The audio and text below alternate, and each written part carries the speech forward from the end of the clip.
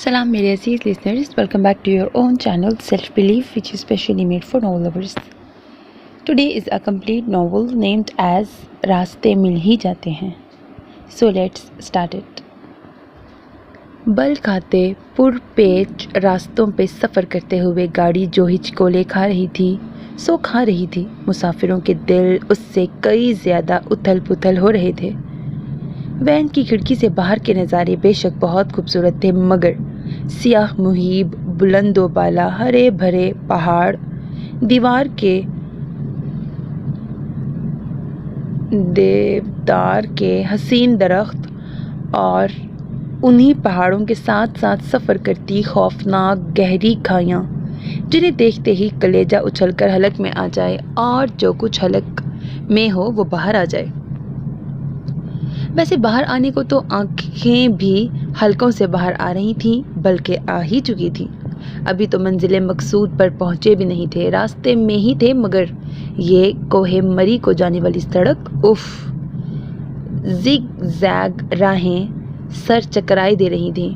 Driver साहब बड़े मस्त मगन होकर ड्राइव कर रहे थे. उनका तो रोज़ का काम था. उन्हें ना ही ये हसीन नज़ारे मबहूत करते थे और ना ही ये खौफनाक खाइयाँ और घाटियाँ खौफज़दा करती थी. ड्राइवर को तजर्बा हो चला था कि बड़े शहरों से आने वाले मुसाफिर, ख़ुसूसन सिन्फ़ नाजुक, किस किस तरह हर बात पर चीखें मारती हैं. दिल और नज़र को गिरफ्त में लेने वाले दिलकश मनाजिर और मकामात देखकर भी और मुहीब और गहरी खाइयाँ देखकर भी, पहाड़ों पर चट्टानों की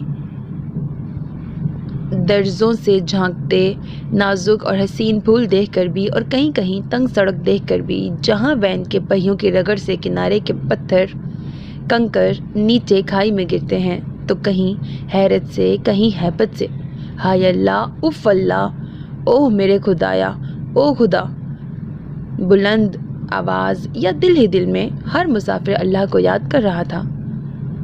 ड्राइवर किसी भी आवाज़ और चीख का नोटिस लिए बगैर बड़ी महारत और मशाकी से अपना काम कर रहा था. हाय अल्लाह, कितनी लापरवाही से गाड़ी चला रहा है, ज़रा भी तो डर खौफ नहीं है शक्ल पे. अतिया आपो ने दहल कर हाथ अपने दिल पे रखा और खिड़की से नज़र आती गहरी खाई को देखकर आंखें बंद कर लीं. पुप्पो, ये रोज़ाना इन्हीं रास्तों पे सफ़र करता है, हम पहली बार कर रहे हैं, हमें तो डर लगेगा ही, ड्राइवर तो आदी है. इबाद ने बाहर का जायज़ा लिया. वो लोग काफ़ी बुलंदी पर पहुंच चुके थे. नीचे बल खाते हुए वो रास्ते नज़र आ रहे थे जिन पर से गुजर कर वो लोग यहाँ तक पहुँचे थे. हाय, हम इस पर सफ़र करके यहाँ पहुँचे हैं. शहला आपी ने आंखें फाड़ कर उस बल खाती सड़क को देखा जो इतने फासले से बस एक चौड़ी लकीर की तरह नज़र आ रही थी. शुक्र है यहाँ तक पहुँच ही गए. अल्लाह अल्लाह करके मरी आ गया. अनिला बाजी के तेज़ तेज़ धड़कते दिल को ज़रा करार आया. उन्होंने भी सुकून की सांस ली. तो ये है मरी. वीडियोज़ और पिक्स में देखा था, मगर असल देखने का तजर्बा और मुशाहिदा अलग था, अनोखा था. राबेल उर्फ बेला उर्फ छोटी ने भी तमानियत और इत्मीनान से आंखें बंद की. तमाम रास्ते वो सफ़र से लुत्फ़अंदोज़ होने की बजाय सारे बड़ों के अहकामात की बजा आवरी में ही लगी थी. थोड़ी थोड़ी देर बाद उसे आवाज़ें लगती रहीं. छोटी, ज़रा चिप्स का पैकेट तो निकालना, मुझे निम्को देना और मुझे बिस्किट, ज़रा पानी की बोतल पकड़ाना. छोटी, मेरे ग्लासेस रख देना. ए बेला, मेरी कैप बैग में रख देना. अरे छोटी, मेरी शॉल निकाल देना. बेला कहने का तकल्लुफ़ तो बड़े बहन भाई कम ही करते थे. सबकी ज़बानों पे एक ही नाम चढ़ा हुआ था, छोटी, छोटी और छोटी. और ये जो बेला उर्फ छोटी थी, इतनी छोटी तो ना थी. उम्र के 20वें साल में कदम रख चुकी थी, मगर हाँ, दोनों आपियों और बड़े भाई के सामने अभी छोटी ही थी. घर में सबकी आदत थी और यकीनन इतनी अच्छी आदत नहीं थी कि हर कोई छोटे बड़े हर काम के लिए छोटी को ही आवाज़ लगाता था और वो चिराग के जिन की तरह सबके अहकामात की तामील के लिए हाजिर. ऐसा नहीं था कि बेला कोई सुतेली थी या उसका ख्याल नहीं रखा जाता था. सब उसे चाहते थे, ख्याल भी रखते थे. उसकी ज़रूरत और शौक़ की कई चीज़ें ला ला कर दी जाती थी, मगर उफ़, वो घड़ी घड़ी आवाज़ें. बेला कभी आजिज़ भी आ जाती, मगर बुरा हो इस मुरव्वत और मोहब्बत के जज्बे का जो उसके दिल में कूट कूट कर भरा था. وین سے اتر کر ہوٹل کے کمرے میں منتقل ہونے تک تو ذرا سکون رہا، کمرے میں قیام ہوتے ہی ایک بار پھر بیلا کی پریڈ شروع ہو گئی۔ اوفو، بیلا جو بڑے شوق سے کھڑکی سے باہر کا نظارہ کر رہی تھی جھنجھلا گئی، پردہ چھوڑ کر سامان کی طرف آئی۔ کمرے کے بیچوں بیچ ڈھیر پڑا تھا، بیگ، تھیلے، پانی کی بوتلیں، ہینڈ کیری اور ہینڈ بیگز، ان پر کپڑوں کا ڈھیر۔ کیا مصیبت ہے آپو، سب کچھ باہر نکال کر پھینک دیا؟ بیلا کو تو بس رونا آنے لگا۔ پیکنگ پر بھی گھر کا ماحول بنایا ہوا ہے، پھیلاوا، بکھراوا، آوازیں، احکامات۔ پکنک پر بھی شیلا نے اپنے کپڑے نکالے تھے بدلنے کے لیے۔ عطیہ پھپھو نے بیڈ پہ نیند دراز ہوتے ہوئے اطلاع دی، ایک جوڑا نکالنے کے لیے سارے کپڑے باہر نکال کر ڈال دیے۔ بیلا بڑبڑاتے ہوئے کپڑے بیگ میں ڈالنے لگی۔ تو کیا کرتی، یہ سوٹ سب سے نیچے رکھ دیا تھا تم نے؟ شیلا آپا نے غسل خانے سے برآمد ہوئے اپنی صفائی پیش کی اور آئینے کے سامنے جا کھڑی ہوئی۔ جی ہاں، میرا ہی قصور ہے، مجھے الہام جو نہیں ہوا کہ آپ یہ سوٹ نکال کے پہنیں گی۔ بیلا بیچاری خاموشی سے برداشت کر لیتی تھی اگر اس قسم کی زیادتیاں گھر پر ہوتی، مگر یہ تو پکنک تھی، سیر و تفریح، گھر سے، شہر سے ہزاروں میل دور۔ سرسبز پہاڑ، ہری بھری جھاڑیاں، رنگ برنگے پھول، اونچے نیچے راستے، ان پہ گرتی ہوئی یا گری ہوئی برف، نئے چہرے، نئے ذائقے، نئے مناظر جنہیں دیکھ کر آنکھیں بھی نئی نئی لگنے لگے۔ خیالات میں ایک تازگی اور احساسات میں ایک اچھوتا پن محسوس ہو، مگر نہ جی، یہاں تو وہی سیاپے اور شور شرابے تھے۔ بیلا، بیلا، چھوٹی، ارے چھوٹی، ارے بھائی ناراض کیوں ہو رہی ہو؟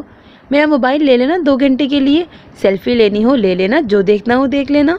شیلا آپا نے بڑی بے نیازی اور فیاضی کے ساتھ پیشکش کی۔ ہائے میرا موبائل! ایک اور عظیم دکھ نے بیلا کی چٹکیاں لیں۔ تیاریوں کے چکر بلکہ بھول بھلیوں میں الجھ کر سب کا سامان تو اس نے رکھ دیا، پیک کر لیا، اور چلتے وقت اپنا موبائل جو چارج پہ لگا ہوا تھا گھر میں ہی بھول آئی۔ بلکہ بھول کے آئی، انیلا باجی کی لاپرواہی کی نظر ہو گیا۔ گھر سے نکلتے وقت بیچاری بیلا جو اپنے دونوں ہاتھوں میں جوس، چپس، نمکو اور اسی نوع کی دیگر اشیاء کے تھیلے ہاتھوں میں لٹکائے گاڑی کی سمت جا رہی تھی، اس وقت انیلا باجی سے اس نے کہا تھا، باجی میرا موبائل چارج پہ لگا ہوا ہے، ذرا نکال کر لے آئیں۔ وہ تو میں نے رکھ لیا۔ انیلا باجی نے بڑے فخر سے اپنا ہینڈ بیگ جھلایا، اور جب گھنٹہ 1.5 گھنٹے سفر کے بعد بیلا نے باجی سے اپنا موبائل مانگا تو وہ حیران ہو گئی۔ تمہارا موبائل؟ مگر وہ میرے پاس تو نہیں ہے۔ آپ ہی نے تو کہا تھا کہ آپ نے رکھ لیا ہے۔ بیلا نے انتہائی صدمے اور دکھ سے انہیں دیکھا۔ میں سمجھی تم میرے موبائل کا کہہ رہی ہو۔ انیلا باجی کی شان بے نیازی قابل دید تھی، اور بیلا بیچاری کا دل دکھ کے عظیم سمندر کی اتاہ گہرائیوں میں ڈوب گیا، اور اس وقت مری کے ہوٹل میں کمرے کی کھڑکی سے باہر دیکھتے ہوئے اس کا غم پھر سے تازہ ہو رہا تھا۔ اگر میرا موبائل ہوتا تو اس منظر کو قید کر لیتی اس میں۔ بیلا نے حیرت تو حسرت سے ان روئی کے گالوں جیسے انتہائی سفید بادل دیکھے جو اس طرح جھکے پڑے تھے کہ مانو بس ہاتھ بڑھاؤ اور انہیں چھو لو۔ سفید اور نرم روئی کے گالے، نیلم سے آسمان کی فیروزی چادر پہ ہیروں کی طرح دمک رہی تھے۔ شیلا آپا، آپ کا موبائل لے لوں؟ اتنے حسین مناظر ہیں، پکس لوں گی۔ ارے گڑیا، تم ویڈیو بنا لوں، بے شک، لے لو میرا موبائل۔ شیلا آپا نے حاتم تائی کی سخاوت ریٹنگ میں 2 نمبر کر دی اور خود 1 نمبر پہ آ گئی۔ Thank you. بیلا نے ان کا فون اٹھایا اور لے کر کھڑکی میں آ گئی۔ درمیانہ قد و قامت، رنگ سانولے سے ذرا صاف، نین نقش، والدین سے مستعار، امی جیسی خوبصورت آنکھیں اور ابو جیسا فیس کٹ، موٹی سی ناک اور بہت ہی ہلکے بال، چوڑا ماتھا اب مزید چوڑا اور واضح ہوتا جا رہا تھا۔ یہ فرمان عقیل تھا جو دنیا جہان کی بیزاری اپنے چہرے پہ سجائے، بلکہ تھوپے ہوئے اپنے کندھوں اور ہاتھوں میں بیگز اور تھیلے لٹکائے کمروں کے اوپر لکھے نمبر پڑھ رہا تھا، 4، 5، 6 اور 7۔ شکر ہے۔ فرمان نکل میں شکر ادا کیا۔ ادھ کھلے دروازے پہ ہلکی سی لات ماری، ہاتھ تو خالی ہی نہیں تھے۔ کھلے دروازے سے اندر داخل ہو کر پہلے ہی سیکنڈ میں ادھر ادھر دیکھے بغیر اتنا سارا بوجھ نیچے فرش پہ بچھے قالین پہ پٹکا، اور خود ان پہ ڈھیر ہو گیا، اور اگلے چند سیکنڈز میں اس نے اپنے آس پاس نسوانی آوازیں سنی۔ آوازیں کیا تھی؟ خطرے کے الارم۔ کون ہو تم؟ نظر نہیں آ رہا؟ کمرہ فل ہے، لا کے اپنا کباڑ ڈھیر کر دیا۔ ارے کوئی ہے؟ اس بدماش کو باہر نکالو۔ عطیہ پھپھو، شہلا اور انیلا باجیاں شروع ہو گئیں اور بیلا کھڑکی سے اپنا رخ موڑ کر صورتحال دیکھنے اور سمجھنے کی کوشش میں آنکھیں جھپک رہی تھی۔ میں بدماش نہیں ہوں اور نہ ہی یہ سامان کباڑ ہے۔ مینیجر نے کہا تھا کہ یہ فل کمرہ ابھی خالی ہو رہا ہے۔ فرمان نے بہت تڑک کر ترکی بترکی جواب دیا تھا۔ ایک تو دونوں بھیا صاحبان سامان اس کے حوالے کر کے خود نہ جانے کہاں نکل گئے، بلکہ ایک ایک بیگ اور شاپر وغیرہ لے کر وہ بھی تو کمرے کی طرف ہی آ رہے تھے، پھر کہاں نکل گئے؟ فرمان کو سوچ کر ہی غصہ آیا۔ اوپر سے یہ خواتین۔ دیکھیے آنٹی، آپ شور مت کریں، جا کر مینیجر سے بات کریں یا روم خالی کریں۔ کیا؟ یہ آنٹی کسے کہا ہے؟ عطیہ پھپھو کے ساتھ ساتھ شہلا اور انیلا نے بھی اسے کھا جانے والی نظروں سے دیکھا تھا۔ تو پھر کیا کہوں؟ دادی؟ نانی؟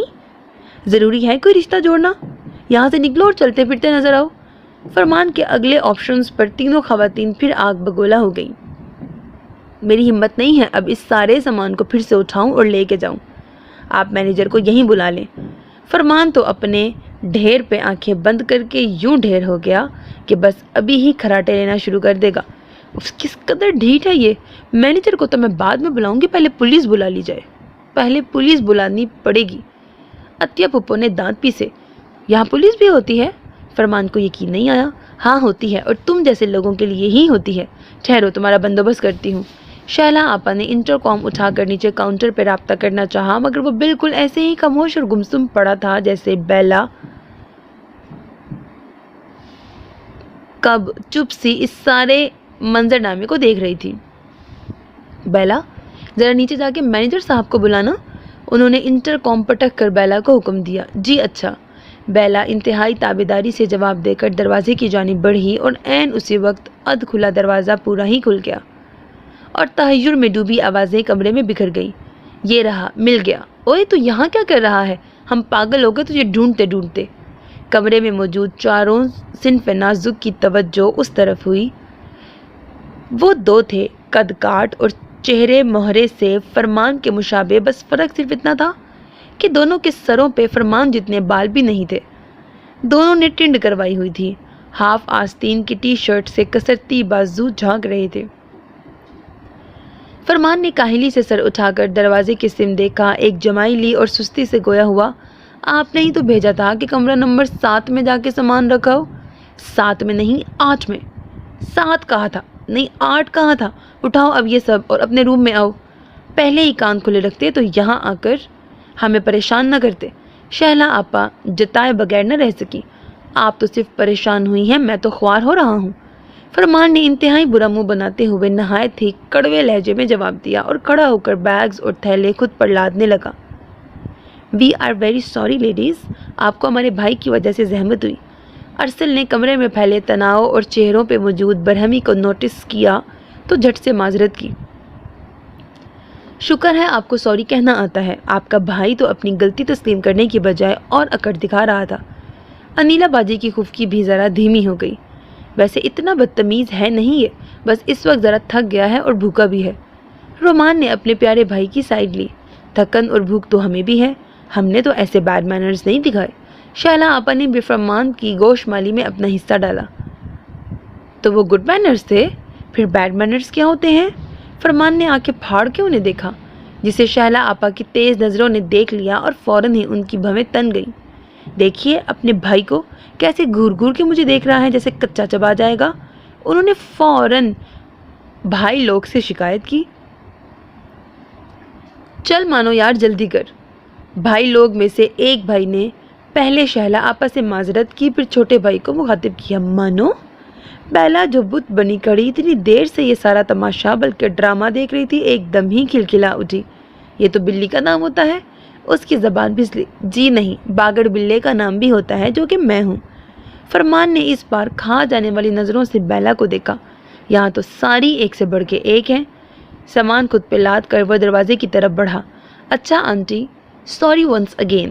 ارسل نے عطیہ پھپھو کو مخاطب کیا اور اپنے پیچھے دروازہ بند کرتے ہوئے اچھا ہی ہوا کہ انہوں نے پھپھو کے تاثرات نہیں دیکھے، جنہوں نے دانت پیس کے پہلے ان لڑکوں کی پشت کو گھورا، پھر بتیجیوں کو دیکھتے ہوئے پھٹ پڑی۔ بتاؤ ذرا، ان اندھوں کو میں آنٹی لگتی ہوں؟ اندھے جو ہوئے، انیلا باجی نے لقمہ دیا، اور یقیناً پھپھو کی دلجوئی کے لیے دیا تھا کہ عمر کی چوتھی دہائی کو پار کیے ہوئے بھی 2-3 برس گزر چکے تھے۔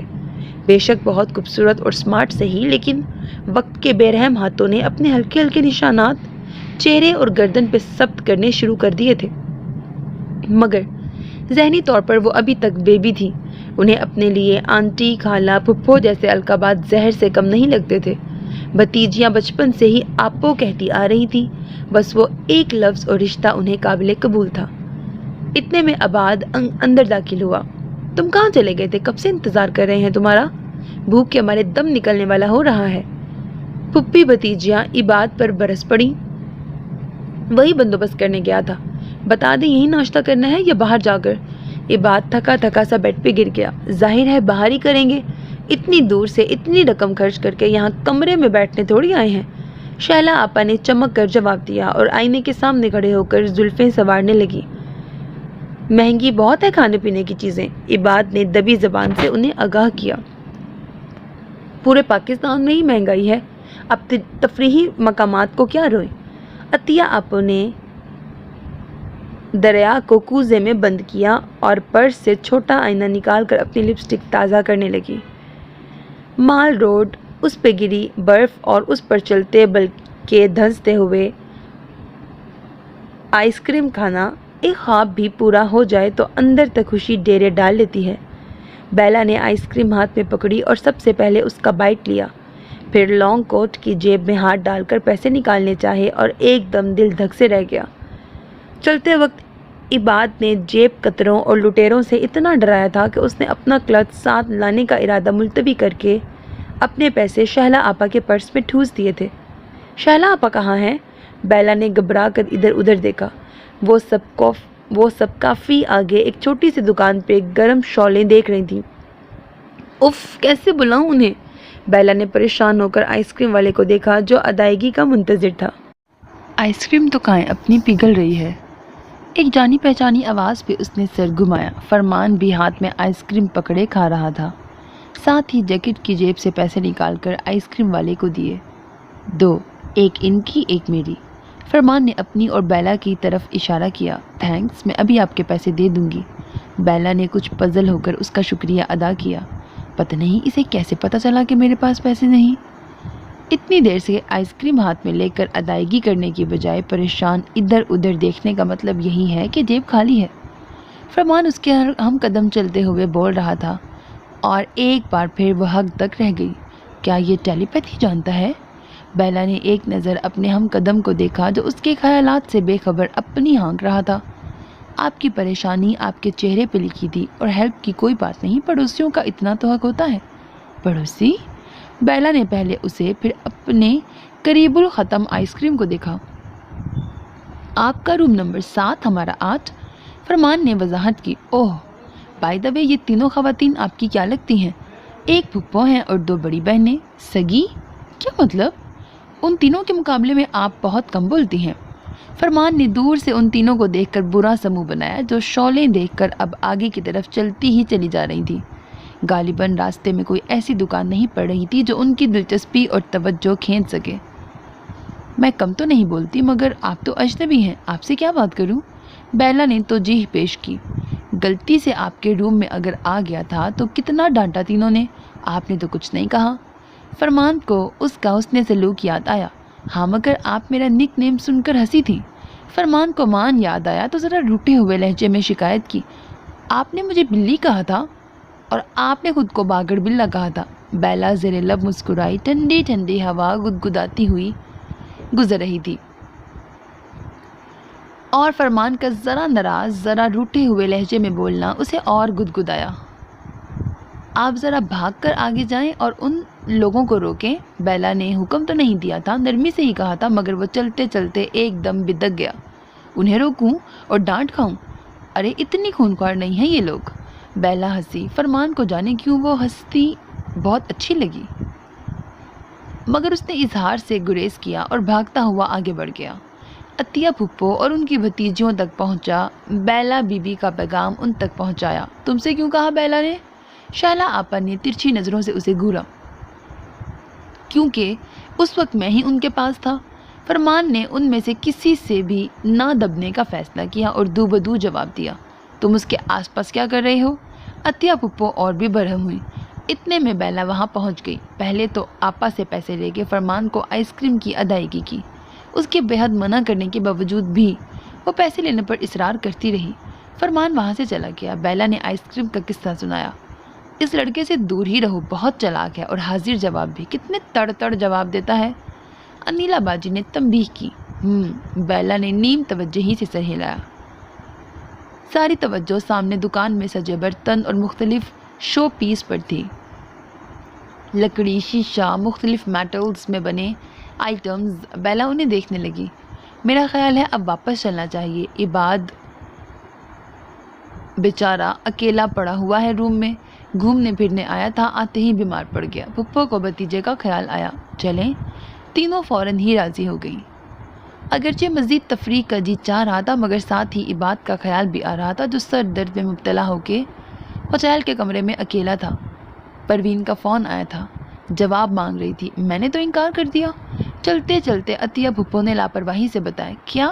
اسے بھی انکار کر دیا؟ مگر وہ ٹھیک ٹھاک رشتہ تھا پھپھو، جاب بھی اچھی تھی، گھر گاڑی، فیملی بھی چھوٹی تھی۔ انیلا باجی نے حیرت اور صدمے سے پھپھو کو دیکھا۔ بیلا بھی شاکڈ تھی، اسے امید تھی کہ اس بار تو شہلا آپا کا رشتہ طے ہو ہی جائے گا، مگر پھپھو نے حسب سابق ایک بار پھر اچھے رشتے کو بھی ٹھکرا دیا تھا۔ شکل دیکھی تھی لڑکے کی، تھوڑی سیاہی اور گہری ہو جاتی تو الٹا توا ہی تھا۔ ہماری شہلا کو دیکھو، ماشاءاللہ دودھ ملائی سے بنی، ایسا دلہا تو یوں لگتا جیسے ہنس کے برابر کوا کھڑا ہو۔ پھپھو ہر رشتے میں اسی طرح مین میخ نکال کر اعتراضات جڑ کر انکار کر دیتی تھی۔ شہلا آپا ان کی ہاں میں ہاں ملاتی تھی۔ شادی کے معاملے میں بڑی حد تک پھپھو نے ان کا برین واش کیا ہوا تھا، اتنا اونچا اور اعلیٰ معیار بنا دیا تھا کہ اچھا بھلا رشتہ بھی نگاہوں میں نہیں جچتا تھا۔ معمولی باتوں اور معاملات کو جواز بنا کر منع کرنا ان کا وتیرہ بن گیا تھا۔ اس بار بھی کوئی اور جواز نہ ملا تو لڑکے کی رنگت کو نشانہ بنا کر انکار کر دیا۔ حالانکہ لڑکا اگرچہ ذرا سا سانولا تھا، مگر بہت پرکشش پرسنالٹی تھی۔ پھر نوکری، گھر گاڑی، فیملی، سب کچھ ویسا ہی تھا جیسا پھپھو اپنی بھتیجیوں کے لیے ڈیمانڈ کرتی تھی۔ انیلا باجی کو اس بار کا انکار اچھا نہیں لگا۔ اعتراض کر بیٹھی تو پھپھو چڑ گئی۔ اے لو بھائی، مدعی سست گواہ چست، جب تمہاری بہن کو کوئی اعتراض نہیں ہوا اس انکار پہ تو تمہیں کیوں اتنی فکر ہو رہی ہے؟ اتنی خوبصورت پڑھی لکھی لڑکی ایسے ہی آنکھیں بند کر کے ہاں کر دوں، کسی کو بھی تھما دوں؟ اوفو، میرا یہ مطلب تھوڑی تھا، میں تو ہاں بھائی تمہارے لیے کوئی مناسب رشتہ ہوا تو پہلے تمہاری کر دیں گے، مگر شہلا کی شادی تو میں وہیں کروں گی جہاں میرا دل ٹھکے گا۔ پھپھو نے ببانگے دہل اعلان کیا۔ انیلا باجی بیچاری خاموش ہو گئی۔ ویسے بے شک وہ مزاج اور زبان کی تیز تھی، مگر پھپھو کے سامنے بولنا آسان نہیں تھا۔ ایک کی دو نہیں بلکہ 4-6 سننی پڑتی تھی۔ پھر یہ بھی تھا کہ جب شہلا آپا کو ہی کوئی اعتراض اور فکر نہیں تھی، نہ ہی اس رشتے سے بھی انکار کا کوئی خاص اثر لیا تھا انہوں نے، تو انہیں یعنی چھوٹی بہن کو کیا ضرورت تھی اپنی ٹانگ یا زبان اڑانے کی؟ بیلا بھی چپ چاپ راستہ طے کر رہی تھی۔ اس کے ہوش سنبھالنے سے اب تک وہ کئی بار یہ معاملہ دیکھ چکی تھی۔ اس کی بھی سمجھ میں نہیں آتا تھا کہ پھپھو ہر اچھے بھلے رشتے میں نقص نکال کر کیوں انکار کر دیتی تھی۔ بے شک شہلا آپا بہت خوبصورت تھیں، پڑھی لکھی اور قابل، مگر کب تک رہنا تھا یہ رنگ و روپ؟ وقت بڑی ظالم شے ہے، حسین سے حسین چہروں کی آب و تاب ماند کر دیتا ہے۔ مگر اس گزرتے وقت سے نہ پھپھو خائف تھی، نہ ہی شہلا آپا خوفزدہ تھی۔ دراصل عطیہ پھپھو نے بچپن سے ہی ان کی اتنی تعریفیں کی تھیں اور انہیں بانس پہ بلکہ آسمان پہ چڑھایا تھا، اور وہ اب تک آسمان پر ہی براجمان تھی۔ انیلا اپنی بڑی بہن سے 2-2.5 سال ہی چھوٹی تھی، مگر اس کی نسبت ذرا حقیقت پسند، معاملہ فہم اور سمجھدار۔ ہوٹل میں سیڑھیاں چڑھ کر اوپر جاتے ہوئے انیلا اور بیلا اپنے خیالات میں گم تھی۔ پھپھو شہلا آپا کے ساتھ لگی پڑی تھی، وہی پرانی باتیں۔ اتنا حسن، اتنی قابلیت، ہنر، تو جیون ساتھی بھی تو ایسا ہو کہ رتی ماشے کی بھی کوئی کمی نہ ہو۔ اور شیلا آپا ہمیشہ کی طرح ان کی ہاں میں ہاں ملا رہی تھی۔ کہیں دھوپ، کہیں چھاؤں، جنگل، سبزہ، درخت، پہاڑ، اور پہاڑوں پہ سایہ فگن بادل، گھاٹیوں کے اوپر تیرتے بادل، غضب کا حسن تھا۔ موسم اپنے جوبن پر تھا اور دلوں میں ترنگ اپنے عروج پر تھی۔ یار مانو، پکوڑا منہ میں رکھتے ہوئے ارسل نے چھوٹے بھائی کو مخاطب کیا اور اس کا منہ بری طرح بن گیا۔ اللہ کو مانو بھائی، میں ایک جوان جہان لڑکا، اچھا خاصا گبرو جوان، یہ بلیوں والا نام تو مت رکھے میرا۔ اچھا بھائی گبرو جوان، یہ جو ہوٹل میں ہمارے پڑوسی ہیں اور جو اس وقت ہم سے ذرا دور بیٹھے چپس کھا رہے ہیں، ان کے بارے میں کچھ انفارمیشن تو دے۔ کیوں خیریت؟ بس یار خیریت ہی تو نہیں ہے۔ ارسل نے ایک آہ بھرتے ہوئے اپنے دل پہ ہاتھ رکھا۔ کیا ہو گیا بھائی جان؟ فرمان پکوڑے اور چٹنی میں مرچ کا تناسب کہیں زیادہ پا کر مستقل ہی سی سی سی بھی کر رہا تھا، اور ساتھ ہی بڑے بھائی سے سوال بھی۔ بس یار لگ گئی دل پہ۔ ارسل نے سینے پہ ہاتھ رکھا۔ کیا؟ ابے یہ لڑکی اور کون؟ ارسل نے سامنے دیکھا۔ وہاں تو 3 لڑکیاں ہیں، بلو دوپٹے والی۔ تینوں کے دوپٹوں میں بلو شیڈ ہیں۔ وہ جو آنٹی کے برابر بیٹھی ہے، دائیں یا بائیں؟ رائٹ سائڈ پہ۔ یار ارسل جھنجھلا گیا۔ اوہ! فرمان نے نہ جانے کیوں سکون کا ایک گہرا سانس لیا۔ آنٹی یعنی عطیہ پھپھو کے بائیں طرف بیلا بیٹھی تھی۔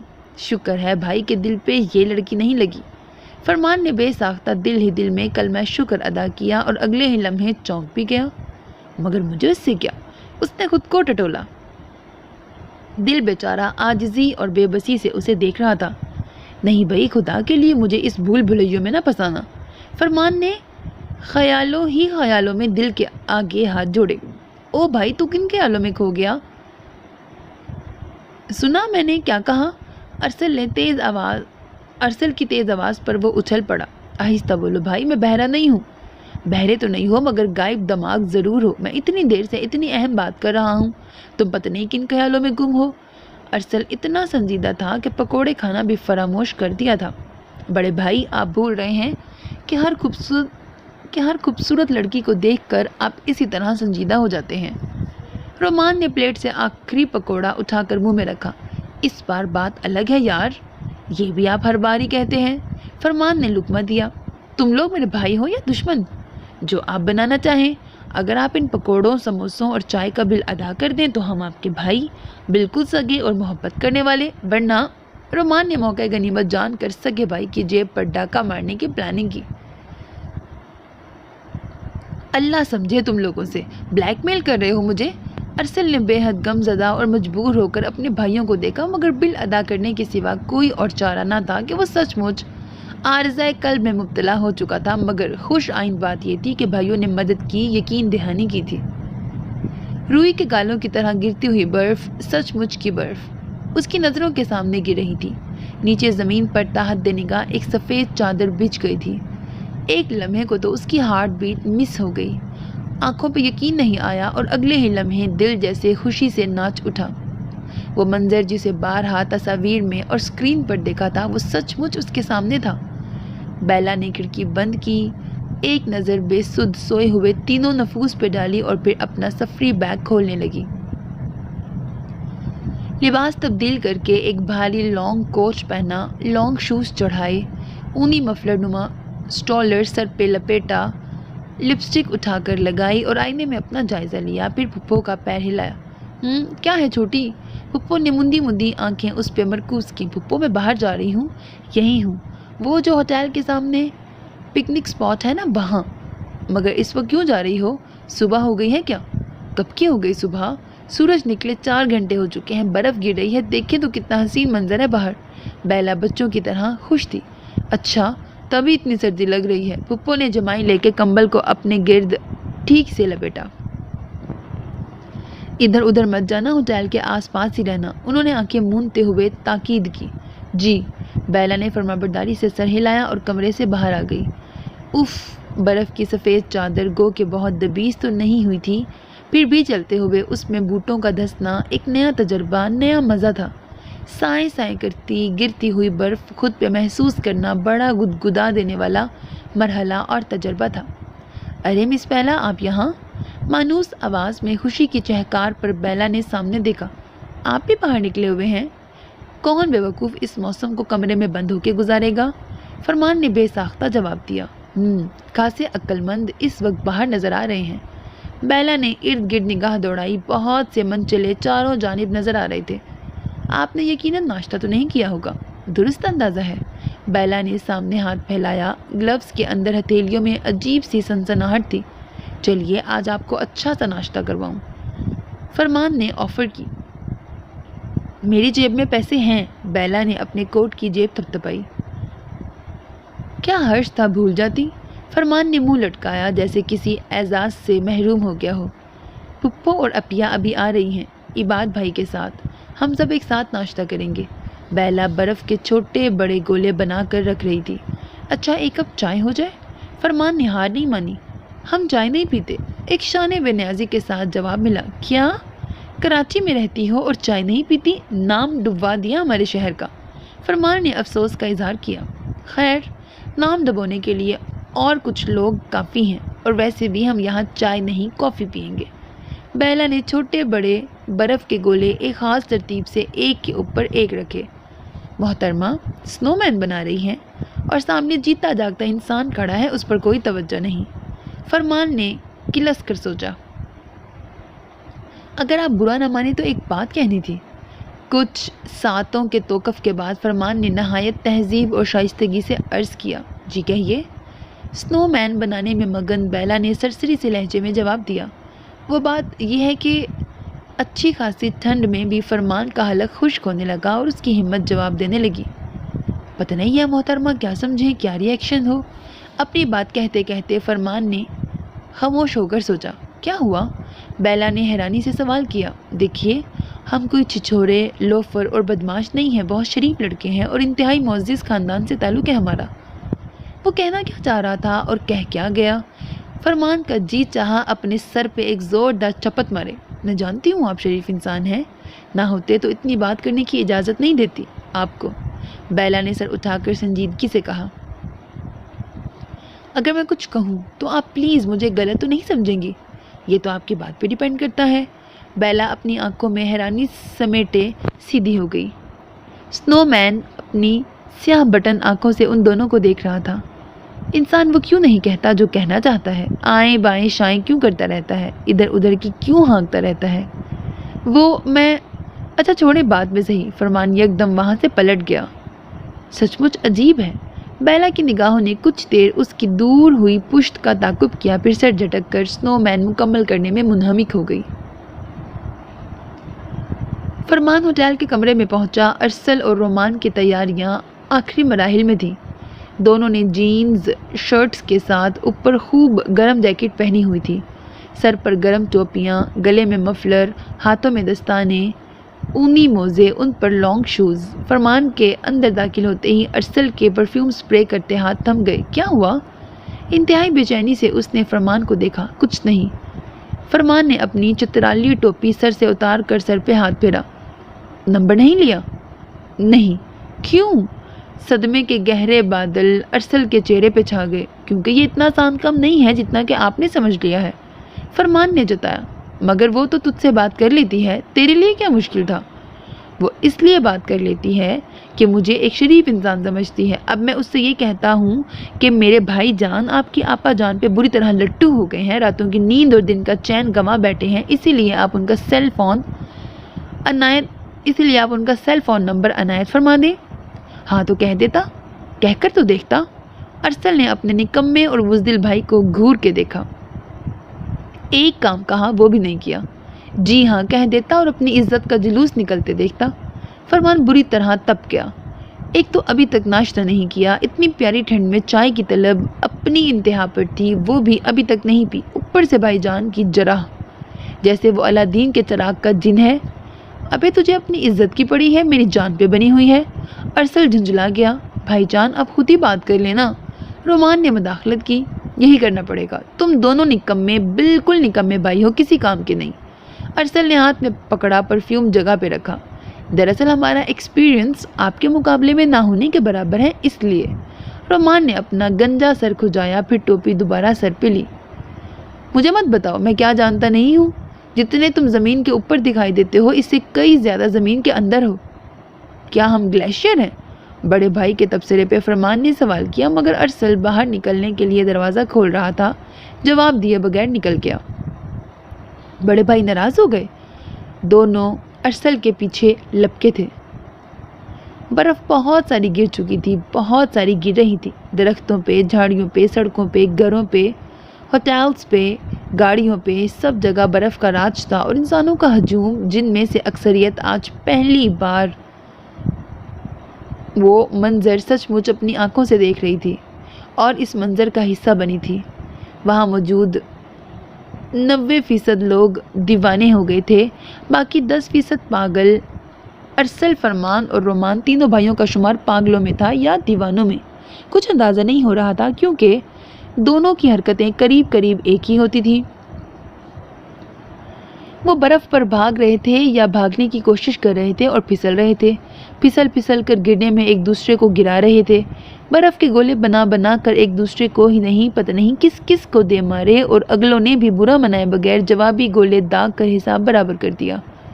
वो हंस रहे थे, खुशी से चिल्ला रहे थे, भाग रहे थे, फिसल रहे थे, एक दूसरे को धक्के दे रहे थे, जानबूझ के धक्के खा रहे थे। और इसी खेल और तफरी में जाने कैसे अरसल बुरी तरह फिसला था कि सीधा इबाद के आगे ही आके गिरा, जो बेचारा इस अफ्ताद से खुद भी बौखला गया। उठिए भाईजान, चोट तो नहीं आई आपको? इबाद ने होटल के पड़ोसी को पहचान लिया था, सहारे के लिए हाथ आगे बढ़ाया। थैंक यू यार, तुमने बहुत बड़ा एहसान किया, मेरी जान बचाई। अरसल ने ममनूनियत से इबाद के हाथ पकड़े तो छोड़ना ही भूल गया। अरे एहसान कैसा, आप तो शर्मिंदा कर रहे हैं। इबाद बेचारा सचमुच शर्मिंदा हो गया। नहीं यार, वो देख आगे कितनी गहरी खाई है, अगर तुम दरमियान में ना आते तो सीधा वहीं लैंड करता। अरसल ने हाथ से आगे की तरफ इशारा किया था। इबाद पहले हैरान परेशान रह गया, फिर हंस पड़ा। अरे वो खाई तो बहुत आगे है यहाँ से, और फिर ग्रिल भी लगी हुई है। इबाद ने अच्छी खासी दूर उस खाई को देखा जिसके गिर्द ग्रिल लगी हुई थी। बुरा वक्त बताकर नहीं आता भाई, कहीं भी आ सकता है। तुम तो रहमत का फरिश्ता बन गए मेरे लिए। अरसल ने इंतहाई जज्बाती होकर उसे देखा और झट से पेशकश की। नाश्ता तो नहीं किया ना, मेरे साथ करना। नहीं भाईजान, मैं अपनी फैमिली के साथ हूँ। वो सब एंजॉय कर रहे हैं, तुम थोड़ी देर हमारे साथ एंजॉय करो। इबाद के ना करते हुए भी अरसल उसे अपने साथ ले गया, जहाँ रोमान और फरमान मौजूद थे। अरसल को इबाद के साथ आते देखकर दोनों की आंखें और मुंह खुले के खुले रह गए, और अरसल की फातिहाना चमकती निगाहें दोनों निकम्मे और बुज़दिल भाइयों को घूरते हुए कह रही थी, देखा, कर दिखाया ना, इब्तिदा ही सही हुई तो है। कमरे में सामान बुरी तरह फैला हुआ भी था और बिखरा हुआ भी। अनीला बाजी अपने मोबाइल में तस्वीर और वीडियोस देख रही थी जो मरी में क़याम के दौरान बनाई थी। शहला आपा और अतिया फुप्पो चीज़ें समेट कर बैग्स में रख रही थी, साथ साथ बीना को हदायत भी जारी हो रही थी। छोटी, ज़रा मेरा फेस वॉश उठाना, वो रहा दुपट्टे के नीचे, और ये मेरी नीली शर्ट देना इस तरफ, ये ग्लासेस मेरे पड़े हुए हैं, उठाना ज़रा। छोटी जी आपा। बेला ने बेचारगी से उन्हें देखा। क्या बात है, इतनी लेजी क्यों हो रही हो? भूख लग रही है। चिप्स है ना मेरे पास, ये लो खा लो, फिर थोड़ी देर में चलते हैं ना लंच के लिए, आखिरी लंच मरी में। आय हाय, अल्लाह ना करे आखिरी लंच। अतिया पुप्पो ने झुरझुरी ली। अरे भाई, वापसी से पहले आखिरी लंच ना। शैला आपा ने वजाहत की। चिप्स से कुछ भला नहीं होगा आपा, बड़ी ज़बरदस्त किस्म की भूख लग रही है। बेला ने सफरी बैग में उनके कपड़े रखते हुए कहा। अच्छा चलो अभी चलते हैं। नीली 3-4 आवाज़ों के बाद असर तब हुआ जब उन्होंने अनीला के हाथ से मोबाइल उचक लिया। क्या है? लंच करना है तो जल्दी जल्दी पैकिंग करवा लो। शैला आपा ने उसका मोबाइल महफूज मुकाम यानी फुप्पो की हिफाजती तहवील में दे दिया। हाँ बेटा, जल्दी से ये ख़त्म करवा लो, भूख तो मुझे भी लग रही है। फुप्पो के कहने पर अनीला मुंह बनाते हुए चीज़ें बैग में रखने लगी। आपा, तुमने सब कुछ मिक्स कर दिया, सारी चीज़ें एक साथ ढेर कर दी। बस हो गया ना, अब छोड़ो, जल्दी जल्दी हाथ चलाओ। शैला आपा ने एतराज़ की बजाय काम का मशवरा दिया। इबाद कहाँ है? फुप्पो को ख्याल आया कि वो देर से गायब है। ہوگا کہاں، برابر والے روم میں انہی تینوں گنجوں کے ساتھ ہوگا۔ بڑی جلدی اتنی دوستی ہو گئی ہے۔ شیلا آپا نے منہ بنا کے کہا۔ آپا گنجے تو صرف 2 ہیں، ایک کے سر پہ تو بال ہیں۔ بیلا نے نہ جانے کیوں ان میں سے ایک کی صفائی پیش کی جو یقیناً فرمان تھا۔ تو وہ کون سا وحید مراد ہے؟ آدھا گنجا تو ہو ہی چکا ہے، کچھ برسوں بعد دیکھنا یہ بھی ٹنڈ کرا لے گا۔ آپا نے پیشن گوئی کی۔ ارے چھوڑو، ہمیں کیا، آج روانگی ہے ہماری، پھر وہ کہاں ہم کہاں، برسوں تو دور کی بات، کل پرسوں کا بھی کوئی امکان نہیں ملاقات کا۔ پپو نے دخل در معقولات کی اور بینا کے پیکنگ کرتے ہاتھ ایک لمحے کو رک گئے۔ کل پرسوں یا برسوں ملاقات کا کوئی امکان نہیں۔ چند لمحوں تک وہ سوچ میں گم رہی، پھر سر جھٹک کر دوبارہ اپنے کام میں مصروف ہو گئی۔ قدرت کا اتفاق تھا یا ارسل کی کارستانی، شام میں جس وین سے وہ سب روانہ ہوئے اس میں ارسل اینڈ برادرز بھی موجود تھے۔ واپسی کے سفر میں دل اداس اور بوجھل بھی تھا اور خوشی اور شادمانی کے احساسات سے ہم آہنگ بھی۔ شہری زندگی کے مسائل، الجھنوں اور مصروفیات میں سے کچھ وقت چرا کر خود کو فریش کرنے آئے تھے اور پرمسرت یادوں کا خزانہ اپنے ہمراہ لے کر جا رہے تھے، مگر کچھ اور بھی تھا جو ہمراہ تھا، ایک کسک، چبھن اور خالی پن کا احساس۔ ارسل کو اپنی کیفیت پہ حیرت تھی۔ کو ایجوکیشن میں تعلیم حاصل کر کے انجینئر بنا تھا، پچھلے 5 سال سے ایک ملٹی نیشنل فرم میں نوکری کر رہا تھا، ہزاروں لڑکیوں سے اب تک واسطہ پڑ چکا تھا، سینکڑوں لڑکیوں کو جانتا تھا، رشتہ داروں میں، کلاس فیلوز، کولیگز کے ہجوم میں کسی لڑکی کو دیکھ کر ایسا نہیں ہوا کہ بس وہیں ٹھہرنے کو جی چاہے، دل اسی پر بس کر دے۔ اس سے زیادہ حسین اور طرح طرح کی لڑکیاں زندگی میں ملی، مگر پتہ نہیں کیا بات ہوتی ہے جو اس طرح کی واردات ہوتی ہے۔ سوچتے سوچتے ارسل مسکرا دیا اور عین اسی لمحے شہلا کی نظر اس پہ پڑی۔ پاگل ہے یہ لڑکا، ایویں بیٹھے بیٹھے مسکرا رہا ہے۔ اس نے حیرت سے ارسل کو دیکھا جو اب سن گلاسز پہن رہا تھا۔ واقعی کریک ہے، رات ہونے کو ہے، اس وقت سن گلاسز کون پہنتا ہے؟ شیلا کو پھر خیال آیا اور اسے معلوم نہیں تھا ایسے ڈارک گلاسز کسی بھی وقت پہنے جائیں، ان کا سب سے بڑا فائدہ یہ ہے کہ ان کے پیچھے چھپی آنکھوں کے بارے میں علم نہیں ہوتا کہ کہاں ہیں، کسے دیکھ رہی ہیں، کس پر مرکوز ہیں اور کسے اپنی گرفت میں لیا ہوا ہے۔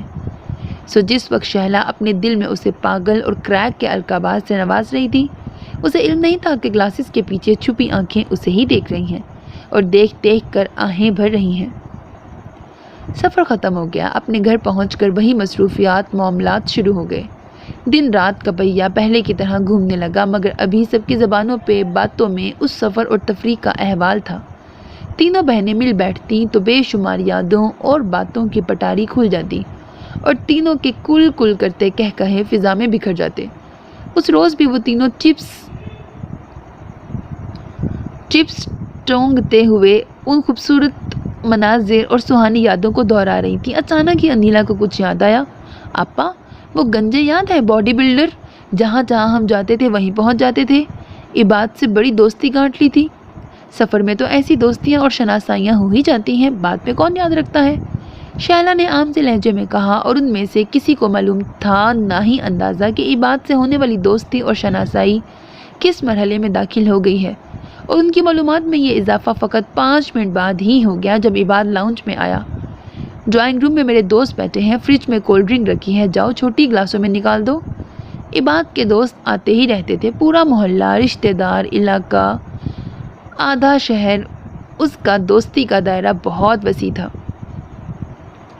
دوست آتے رہتے تھے، کولڈ ڈرنک، شربت، چائے وغیرہ پی کر رخصت ہو جاتے تھے، مگر یہ کچھ خاص اور انوکھے دوست تھے جن کے لیے وہ فٹافٹ سموسے، گلاب جامن، نمکو، پیسٹریز وغیرہ لے آیا تھا۔ کچن میں چیزیں پلیٹوں میں نکالتے ہوئے بیلا کی سماعتوں میں جانی پہچانی آوازیں آئیں اور پھر ایک مانوس کہا وہ چونک پڑی۔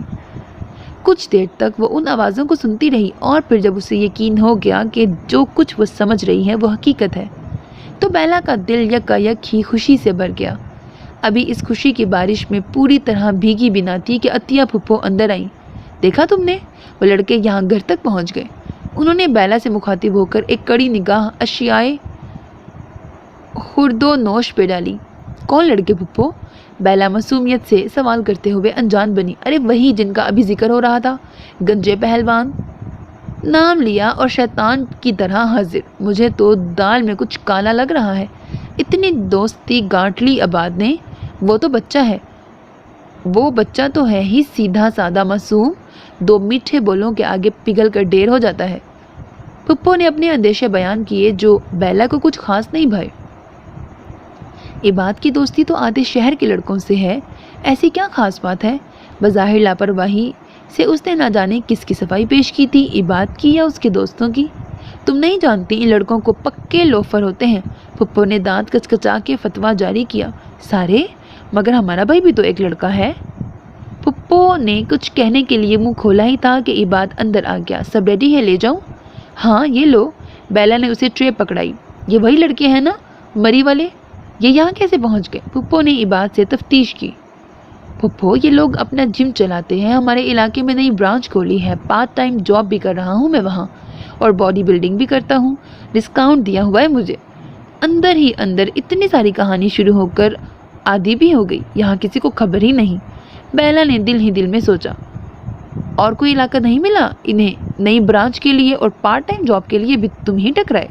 پھپھو نے سخت لہجے میں سوال کیا۔ اوفو آپو جانی، جاب کے لیے میں نے خود کہا تھا، اچھا ہے 4 پیسے ہاتھ میں آ جائیں گے، مصروفیت بھی ہو جائے گی۔ عباد نے وضاحت کرتے ہوئے ٹرے پکڑی اور باہر نکل گیا۔ یہ لڑکا ضرور کوئی گل کھلائے گا۔ پھپھو نے پیش گوئی کی اور اگلے ہفتے ہی ان کی پیش گوئی پوری ہو گئی۔ 98, 99 and 100 پش اپس کرتے ہوئے ارسل سیدھا ہوا۔ رومان ابھی تک لگا پڑا تھا۔ فرمان صوفے پہ آڑا ترچھا پڑا موبائل دیکھ رہا تھا۔ اوئے موبائل کا پیچھا چھوڑ، پش اپس نکال ورنہ توند نکل آئے گی۔ بڑے بھائی نے فرمان کے ہاتھ سے موبائل اچکا۔ بھائی جان ابھی کچن میں امی کے ساتھ کام کروا کے اپنا تیل نکال کے آیا ہوں، ہو گئی میری ورزش، میرا موبائل دے دیں۔ یار تیرے بال کتنے کم ہوتے جا رہے ہیں، تو گنجا کیوں نہیں ہو جاتا؟ ارسل نے موبائل دینے کے بجائے مشورہ دیا، وہ بھی مفت، جسے لاؤنج میں داخل ہوتے ہوئے امی جان نے سن لیا۔ خبردار جو اسے سکھانے پڑھانے کی کوشش کی، خود تو ٹنڈ کرا کے پھرتے ہی ہیں، اب چھوٹے کی حجامت پہ بھی تل گئے۔ حجامت نہیں امی، ٹنڈ کرانے کا مشورہ دیا ہے، 4 بال رہ گئے ہیں سر پر، بلا وجہ کنگا کرنے کا تکلف کرتا ہے، شیمپو کا خرچہ بھی بچے گا۔ ارسل بھائی جان ہرگز بھی چھوٹے بھائی کا مذاق نہیں بنا رہے تھے، بلکہ بہت خلوص اور دل سے مشورہ دے رہے تھے، مگر امی جان طیش میں آ گئی۔ تم دونوں جو اس طرح پھروا لیتے ہو تو بڑا کارنامہ کرتے ہو، مصیبت تو مجھے اٹھانی پڑ رہی ہے۔ کوئی لڑکی نہیں مل رہی شادی کے لیے، درجنوں رشتے دیکھ چکی ہوں، کہیں گھر والے انکار کر دیتے ہیں، کہیں لڑکی خود منہ پھاڑ کے منع کر دیتی ہے۔ دنیا جہان کے لوگ نکلی بال لگواتے ہیں، وگ لگواتے ہیں، تم نے تو رہی صحیح کھیتی بھی گنوا دی، بالکل ہی صفایا کر کے بیٹھ گئے۔ امی نے کئی بار کا دیا ہوا لیکچر ایک بار پھر دیا۔ او موم، ناٹ اگین۔ اپنے بیٹوں کو غور سے دیکھیں، ایسی پرسنالٹی ہالی ووڈ ہیروز کی ہوتی ہے۔ ارسل نے صوفے اور میز کی مدد سے ایکسرسائز شروع کی اور اس کے ساتھ ہی امی ایک بار پھر شروع ہو گئی۔ ہم ہالی ووڈ میں نہیں رہتے، پاکستان ہے یہ، وحید مراد نہ صحیح محمد علی والا ہیئر سٹائل تو ہو۔ امی صوفے پہ ایک طرف ٹک گئی۔ 2970 کی میری معصوم امی، یہ سب سے ماڈرن اور سٹائلش ہیئر سٹائل ہے، گوریاں تو مرتی ہیں اس لک پہ۔ ارسل نے دعویٰ کیا۔ یہاں کی گوریاں نہیں مرتی بیٹا اس لک پہ، جب تک سر پہ ٹھیک ٹھاک جھاڑ نہ ہو بندے کی پرسنالٹی نہیں بنتی۔ امی نے کبھی بھی کم از کم اس معاملے میں بیٹوں سے اتفاق نہیں کیا تھا۔ اگر آپ کی سوچ بدل جائے نا امی، تو لڑکیوں کی بھی سوچ بدل جائے۔ بات میری سوچ کی نہیں، دوسروں کے خیالات کی ہے۔ ابھی ہمارے معاشرے میں گنجے دلہا مجبوری میں تو قبول کر لیے جاتے ہیں، مگر خوشی خوشی نہیں۔ امی اپنی بات پر ڈٹی ہوئی تھیں اور یہ بحث کوئی آج نئی نہیں تھی۔ آئے دن ماں بیٹوں کا مکالمہ ہوتا اور بغیر کسی نتیجے کے ختم ہو جاتا۔ دونوں ہی فریق اپنی رائے سے ہٹنے پر تیار نہیں تھے۔ رہے لڑکوں کے والد صاحب تو وہ بیگم کو، بیٹوں کو، دونوں کو ہی خوش رکھنے میں ماہر تھے۔ بیگم کے سامنے ان کی حمایت اور بیٹوں کو الگ سے تھپکیاں دیتے۔ اچھا ہٹاؤ اس بحث کو، یہ بتاؤ وہاں کب جانا ہے؟ وہ اس لڑکی کے کیا نام ہے؟ امی نے ذہن پہ زور ڈالا۔ بیلا، شہلا۔ فرمان کے منہ سے بے ساختہ نکلا تھا، سب چونک پڑے۔ کیا مطلب؟ کیا تم بھی لائن میں کھڑے ہو؟ نہیں تو میرا مطلب تھا کہ بیلا کی بہن شہلا۔ فرمان نے جھٹ بات بنائی۔ اگلے جمعے کو چلے؟ اس جمعے کو کیوں نہیں؟ پرسوں؟ چلو چلتے ہیں۔ امی نے گرین سگنل دیا۔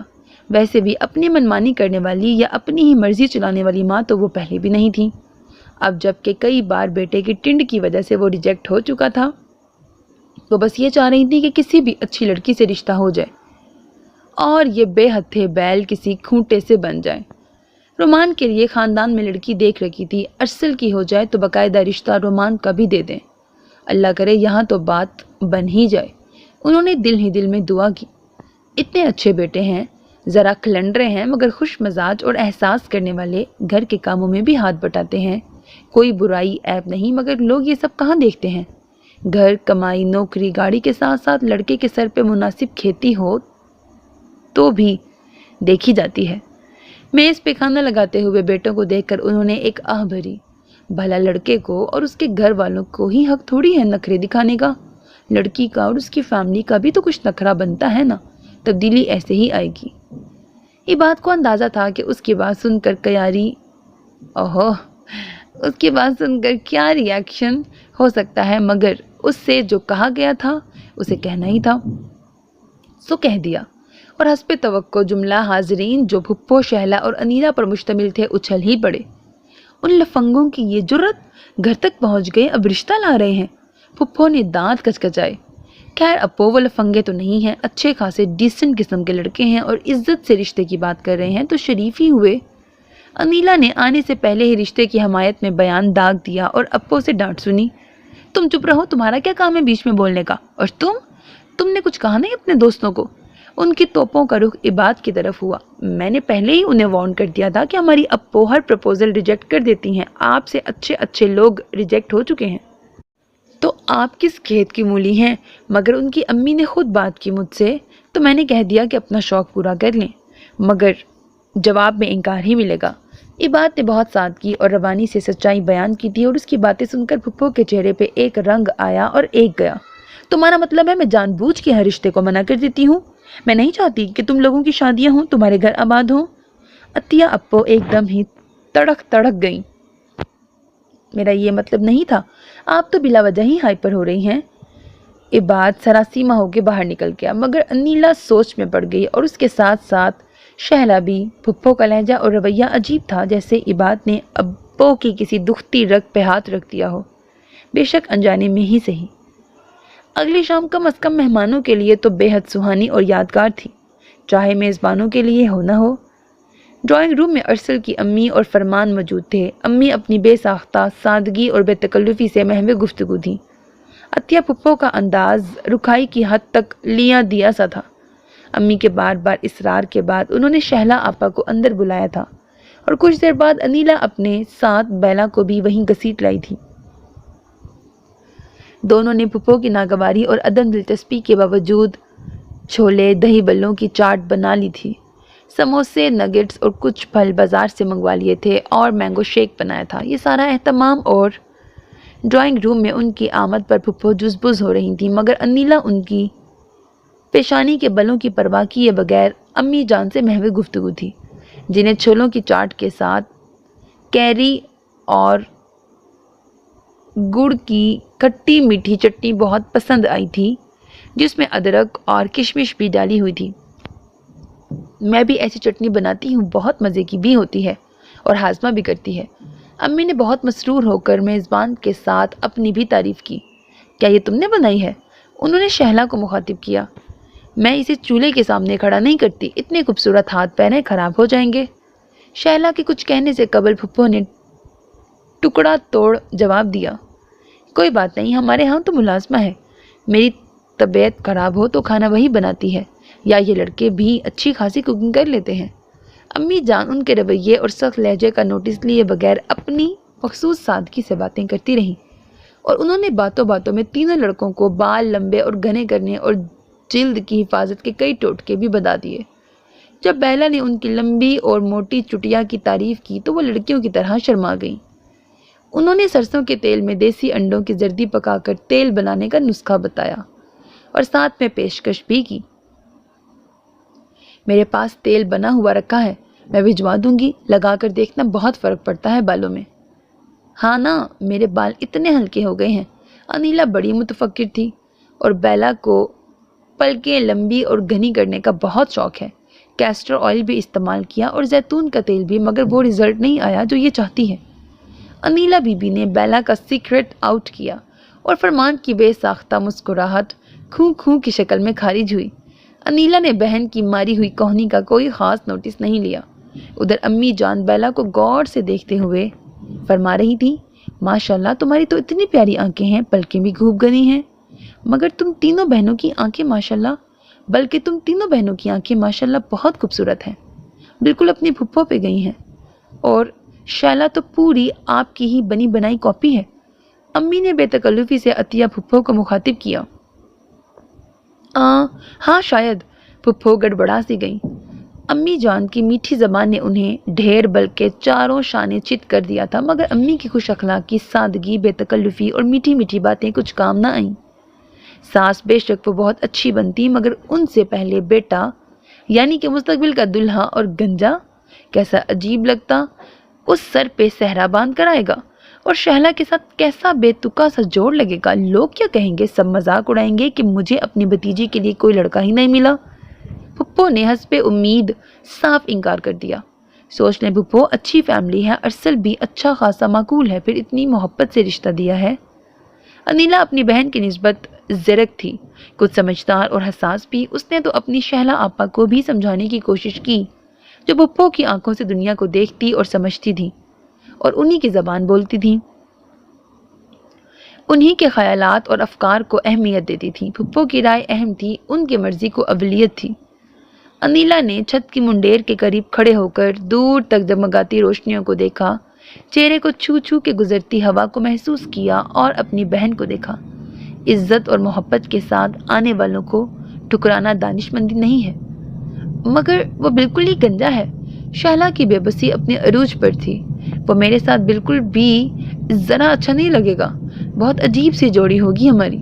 شہلا کے منہ میں اپو کی زبان اور الفاظ فٹ تھے، وہی نکل رہے تھے۔ اپنا دماغ اور عقل بھی کبھی استعمال کر لیا کرو آپا۔ انیلا چڑھ گئی، اوفو تمہیں کیوں اتنی فکر ہو رہی ہے؟ جو اپو کو پسند آئے گا اسی کے لیے ہاں کر دوں گی۔ شہلا نے اپنی بھنور سی آنکھوں سے بہن کو دیکھا اور رسان سے کہا، اور مجھے نہیں لگتا کہ انہیں کوئی پسند آئے گا۔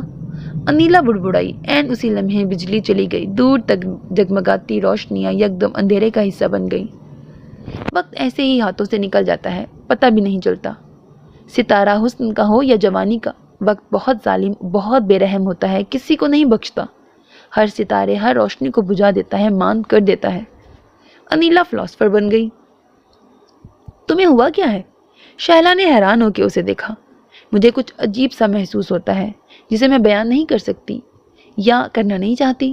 انیلا کھوئے کھوئے لہجے میں سامنے دیکھتے ہوئے بول رہی تھی، جہاں روشنیاں بجھ جانے کے بعد آسمان کی چادر پہ جگمگاتے ستارے زیادہ روشن اور واضح ہو گئے تھے۔ تمہیں یہ فکر ہو گئی ہے کہ بڑے ماموں سہیل کا جو پرپوزل تمہارے لیے بھجوا رہے ہیں، اپو کہیں اسے بھی انکار نہ کر دے؟ بے فکر رہو، وہ سہیل کو کبھی انکار نہیں کریں گی، وہ تو ہمارے اپنے ہیں۔ شہلا کی مسکراہٹ اس کے چہرے کی طرح شفاف اور اس کے دل کی مانند بے ریا تھی۔ سہیل بھی ریجیکٹ ہو جائے گا۔ انیلا کا لہجہ یقین سے بھرپور تھا۔ شہلا کی حیرانی دو چند ہو گئی۔ پاگل ہو تم؟ ہاں شاید، کیونکہ پاگل وہ کچھ دیکھ اور سمجھ لیتے ہیں جو ہوش مندوں کو دکھائی نہیں دیتا اور سجھائی نہیں دیتا۔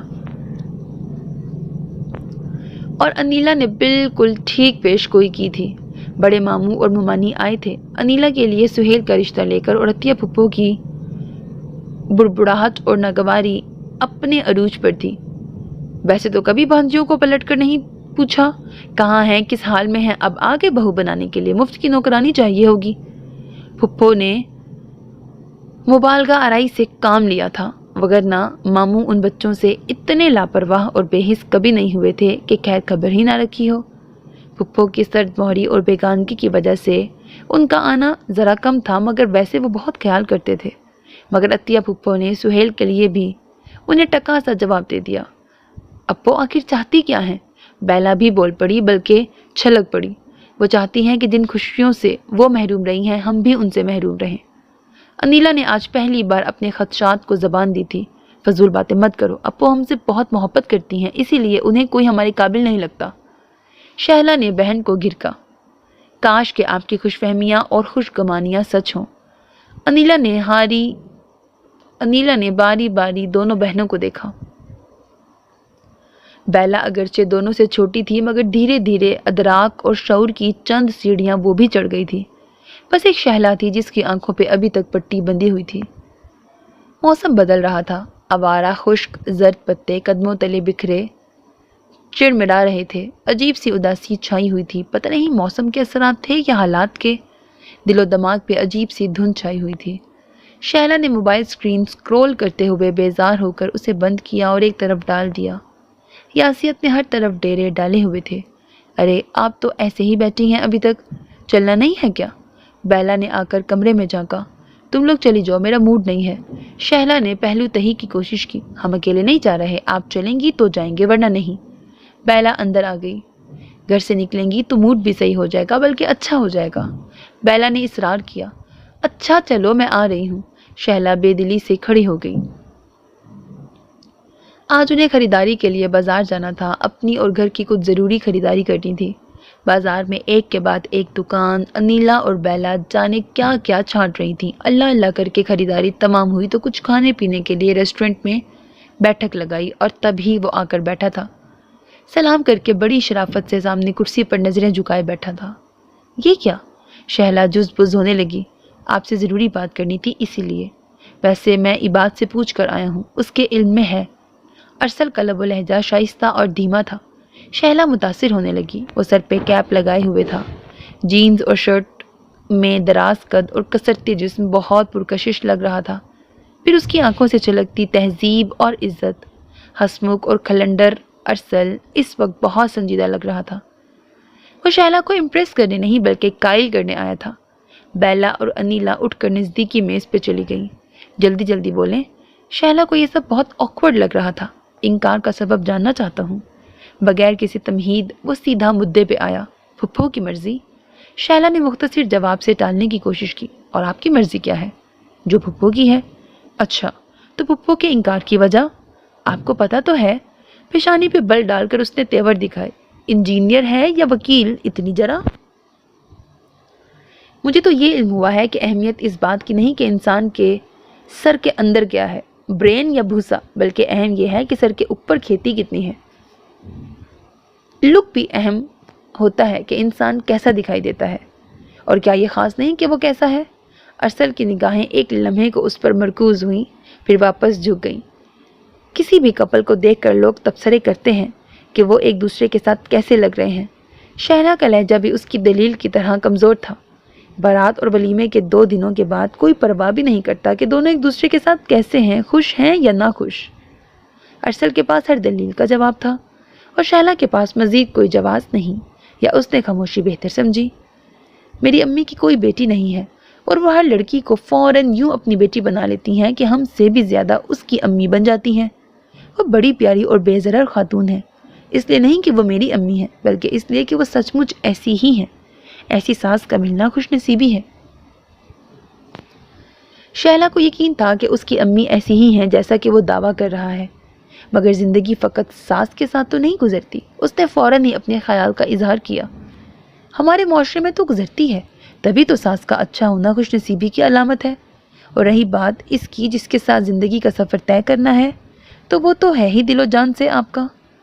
ارسل یوں دلکشی سے مسکرایا تھا کہ اس کی مسکراہٹ شہلا کے سارے جواز، دلائل، خدشات اور اعتراضات سمیٹ لے گئی۔ اسے آج علم ہوا تھا کہ اظہار کتنا طاقتور اور مؤثر ہوتا ہے، اور لفظوں میں کتنا اثر اور کتنی قوت ہوتی ہے جو وہ خود کو منوا لیتے ہیں، اور کہنے والے کی زبان کی تاثیر بھی ہوتی ہے، اس کے دل کی سچائی، جذبوں کی پذیرائی میں مدد کرتی ہے۔ ہر موسم اچھا ہے اگر دل کی ترنگ اپنے عروج پر ہے تو، تبھی ایسی گرم لو کے تھپیڑے بھی محبوب کا لمس بن کر چہرے سے ٹکرا رہے تھے۔ اپنی جیب سے موبائل نکال کر اس نے میسیجز چیک کیے، 1-2 کے جوابات دیے اور موبائل آف کرنے سے پہلے اسکرین کو غور سے دیکھا۔ رابطہ کروں یا نہ کروں؟ کچھ دیر کشمکش میں رہنے کے بعد اس نے کانٹیکٹ کر ہی لیا۔ آپ نے مائنڈ تو نہیں کیا میرا کال کرنا؟ اپنا تعارف کرا کے سوال کیا تھا اس نے۔ پتہ نہیں، ویسے میرا جی چاہ رہا ہے کہ آپ کو اس کال پر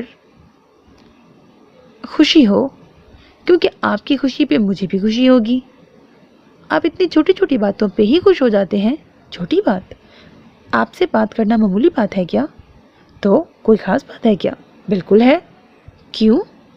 کیونکہ جو انسان ہمارے لیے خاص ہو اس سے بات کرنا بھی اہم ہوتا ہے۔ اچھا تو کریں بات۔ یہ تو سمجھ میں نہیں آ رہا کہ کیا کہوں۔ اس کی بے بسی پر دوسری جانب دھیمی سی ہنسی کی چھنکار سنائی دی۔ آپ ہنس رہی ہیں مجھ پہ؟ آپ پر نہیں، آپ کی باتوں پر۔ اکثر مجھے وہ سب یاد آتا ہے، وہ برف، وہ سردی، ٹھنڈی ٹھنڈی ہوائیں، آئس کریم اور آئس کریم کی ادائیگی۔ کسی غریب کو شرمندہ کرنا اچھی بات نہیں۔ شرمندہ ہونا تو اچھے انسان کی علامت ہے۔ بس اسی اچھی بات پر ہی آج کی بات کا اختتام ہو جانا چاہیے، پھر مجھے ابھی ہواؤں میں بھی تو اڑنا ہے۔ فرمان نے اس کا فون آف کیا تو اس کی مسکراہٹ چہرے پہ جیسے مستقل مہمان ہو گئی تھی، اور دوسری جانب بیلا کے لبوں پہ بڑی پیاری سی مسکراہٹ تھی۔ 1 ماہ 2 ماہ گزر گئے، نہ امی جان کو کوئی جواب دیا گیا نہ ماموں جان کو۔ دونوں کی جانب سے بھی تقاضا ہوتا، پھپھو کا جواب ٹالنے والا ہوتا۔ ابھی ہم سوچ رہے ہیں، آپس میں مشورہ کر کے بتائیں گے یا استخارہ کر کے بتائیں گے۔ ویسے پہلے تو انہوں نے حسب معمول صاف انکار ہی کر دیا تھا، مگر عباد اور بیلا کے اصرار پر سوچنے کی حامی بھر لی۔ اب سوچتے سوچتے بھی اتنا وقت ہو گیا تھا۔ شیلا اور انیلا خاموش تھیں، اپنے لیے نہیں، مگر دونوں بہنوں نے ایک دوسرے کے لیے پھپھو سے سفارش کی کوشش کی، مگر ان کی ڈانٹ سن کر اپنا سموں لے کے رہ گئیں۔ ماموں صاحب کا ایک بار پھر فون آیا تھا، استخارہ ٹھیک نہیں آیا، ہماری طرف سے معذرت۔ پھپھو نے انہیں ٹکا سا جواب دے دیا، بی بی استخارہ ٹھیک ہے یا نہیں میں نہیں جانتا، مگر آپ کی نیت ٹھیک نہیں ہے، یہ اچھی طرح اندازہ ہو گیا ہے مجھے۔ شہلا کے لیے آئے کئی اچھے رشتے آپ نے منع کر دیے، آخر کیوں؟ اور جب اس کی نہیں ہوگی تو نہ انیلا کا نمبر آئے گا، نہ بیلا کا، نہ عباد کا۔ آپ آخر چاہتی کیا ہیں؟ بچیوں کو گھر بٹھا کے رکھنا ہے ساری عمر؟ ماموں جان بہت غصے میں تھے، اور ان کی باتیں سن کر پھپھو کا پارا ہائی ہو گیا۔ میں آپ کے سامنے جواب دہ نہیں ہوں۔ میں اللہ کے سامنے تو ہے نا؟ ماموں نے ان کی بات کاٹی۔ اللہ کے سامنے؟ بس میں ہی جواب دہ ہوں اور کوئی نہیں؟ وہ جو دنیا سے چلے گئے ان سے سوال نہیں ہوا ہوگا ان کی ذمہ داری کا، جنہوں نے میرے معاملے میں خود غرضی اور بے حسی دکھائی؟ وہ اچھے رہے، بس ایک میں ہی بری ہوں، غلط ہوں، گناہ گار ہوں۔ پھپھو نے چیختے ہوئے موبائل پھینک دیا۔ وہ ہذیانی ہو کر چیخ رہی تھیں۔ تینوں لڑکیاں وہیں ان کے آس پاس ہی تو تھیں۔ ان کی حالت دیکھ کر ہکا بکا رہ گئیں۔ شہلا نے ان کے قریب آ کر ان کے کندھے پہ ہاتھ رکھا۔ بھاڑ میں گئی تمہاری اپو، مر گئی، جل گئی، دفن کرو مجھے، کوئی نہیں ہوں میں کسی کی۔ جاؤ، میری جان چھوڑ دو، جس کا جہاں دل چاہے شادی کرے، رشتے کرے، منگنیاں کرے، جو تمہاری مرضی ہو کرو، میرے آسرے پہ کوئی نہ رہے، میں کسی کا گھر آباد نہیں ہونے دوں گی۔ جو کچھ تمہارے ماں باپ نے میرے ساتھ کیا اس کا بدلہ تم چاروں سے لوں گی۔ تم سب سے نفرت ہے مجھے، تمہارے ماں باپ سے، تمہارے باپ سے، تمہاری ماں سے، تم سب سے نفرت ہے مجھے۔ بولتے چیختے چیختے بے دم سی ہو کے صوفے کی پشت سے ٹیک لگا کر آنکھیں موند لیں تو بند آنکھوں سے سیلاب رواں تھا۔ وہاں موجود وہ تینوں نفوس گنگ اور دم بخود تھے۔ 4 کمروں، برآمدوں اور بڑے سے صحن والا کشادہ گھر تھا، جس کے صحن میں کیاریاں بنی ہوئی تھیں، ان میں رنگ برنگے پھولوں والے پودے لگے تھے۔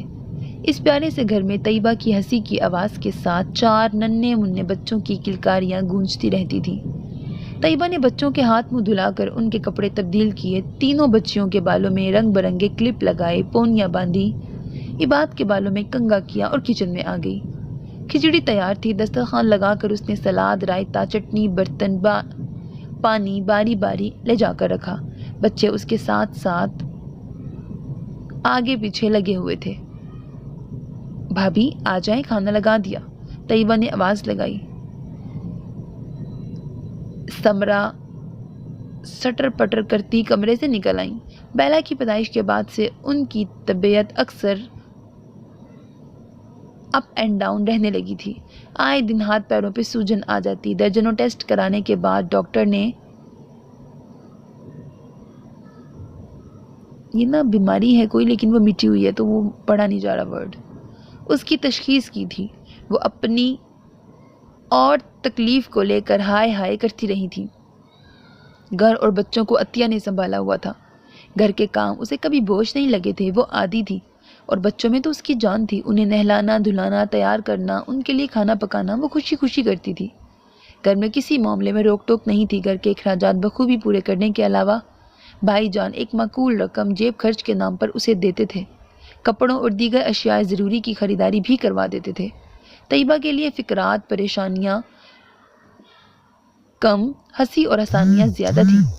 رات کے کھانے میں عطیہ نے کوفتے بنائے تھے۔ کھانے کے بعد بھائی جان آئس کریم لے آئے۔ عطیہ صحن میں بچوں کو بھی کھلا رہی تھی، خود بھی کھا رہی تھی، ساتھ ساتھ بچوں کی معصومانہ باتوں سے لطف اندوز ہو رہی تھی۔ بیڈ روم میں عامر بھائی جان اپنی بیگم کے ساتھ گفت و شنید میں مصروف تھے، جن کے وہ دیوانے اور بے دام غلام تھے۔ پھر کیا کہوں ابرار چچا سے؟ دیکھ لیں، ابھی تو عطیہ فائنل کا امتحان دے گی، آگے ماسٹرز کرنے کا بھی کہہ رہی ہے۔ پھر رشتہ لگانا آسان ہے، آج بلا لیں، وہ آج منگنی کر کے سال 6 ماہ بعد شادی کا کہیں گے۔ اتنا جمع جتھا ہے کہاں؟ شادی کہاں سے کریں گے؟ کچھ تیاری تو کر لیں پہلے، اور کیا پتا آگے اس سے اچھا کوئی رشتہ مل جائے۔ اور میرا حال تو آپ کے سامنے ہے، ذرا میں بھی سنبھل جاؤں، آپ کو، بچوں کو، گھر کو دیکھ لوں۔ سمرا کی تقریر کا ایک ایک لفظ ہمیشہ کی طرح ان کے دل و دماغ کو اپنی گرفت میں لے رہا تھا۔ یہ تو ٹھیک کہا تم نے، میں منع کر دیتا ہوں ابرار چچا کو۔ عامر نے کسی معمول کی طرح اسبات میں گردن ہلائی۔ اگرچہ طبیعت کی خرابی کی وجہ سے وہ کچن میں اب کم ہی گھستی تھی، مگر آج شام کی چائے سمرا بھابی نے خود بنائی تھی۔ بازار سے یہ طیبہ کی پسندیدہ کچوریاں اور گلاب جامن بھی منگوائی تھی۔ یہ لو بھائی، چائے کا مگ طیبہ کے آگے رکھ کر وہ خود بھی کرسی پہ بیٹھ گئی۔ تھینک یو بھابی۔ طیبہ تو بھائی بھابھی کی ذرا سی عنایتوں پر ہی نہال ہو جاتی تھی۔ اس وقت بھی کاٹن لان کے کھلے کھلے رنگوں اور خوبصورت پرنٹ کا جوڑا پہنے وہ بڑی مگن سی بیٹھی بیلا کو گود میں بٹھائے کھلا رہی تھی۔ کانوں میں پڑی بالیاں چہرے کی حرکت کے ساتھ ساتھ ہلکورے لے رہی تھیں۔ بالوں کی موٹی سی چوٹی آگے بڑھی تھی۔ بیلا کو گدگداتے ہوئے خود بھی ہنسی تو چہرہ اور شہابی ہو گیا۔ ارے طیبہ، وہ جو ابرار چچا ہے نا، محمود آباد والے؟ سمرا بھابی نے اسے مخاطب کیا۔ جی بھابی، انہوں نے سرمت کا پیغام دیا ہے تمہارے لیے۔ جی؟ طیبہ کی سمجھ میں نہ آیا کیا کہے۔ میں نے تمہارے بھائی جان سے کہہ دیا، ابھی تو طیبہ پڑھ رہی ہے، عمر ہی کیا ہے جو کسی بھی ٹیڑے میڑے رشتے پہ ہاں کر دیں۔ دیکھا تو ہے تم نے سرمت کو، جی بھر کے سانولا بلکہ کالا ہی سمجھو۔ تمہارے ساتھ تو بالکل ایسا لگے گا جیسے ہور کے ساتھ لنگور۔ اب آگے تمہاری مرضی، تمہارے بھیا پوچھیں گے تو جو تمہاری مرضی ہو انہیں بتا دینا، اور ہو سکتا ہے شازیہ کا فون بھی آئے۔ وہ تو بھئی ایسے جراح کرتی ہے جیسے ہم جان بوجھ کے تمہاری شادی نہیں کر رہے۔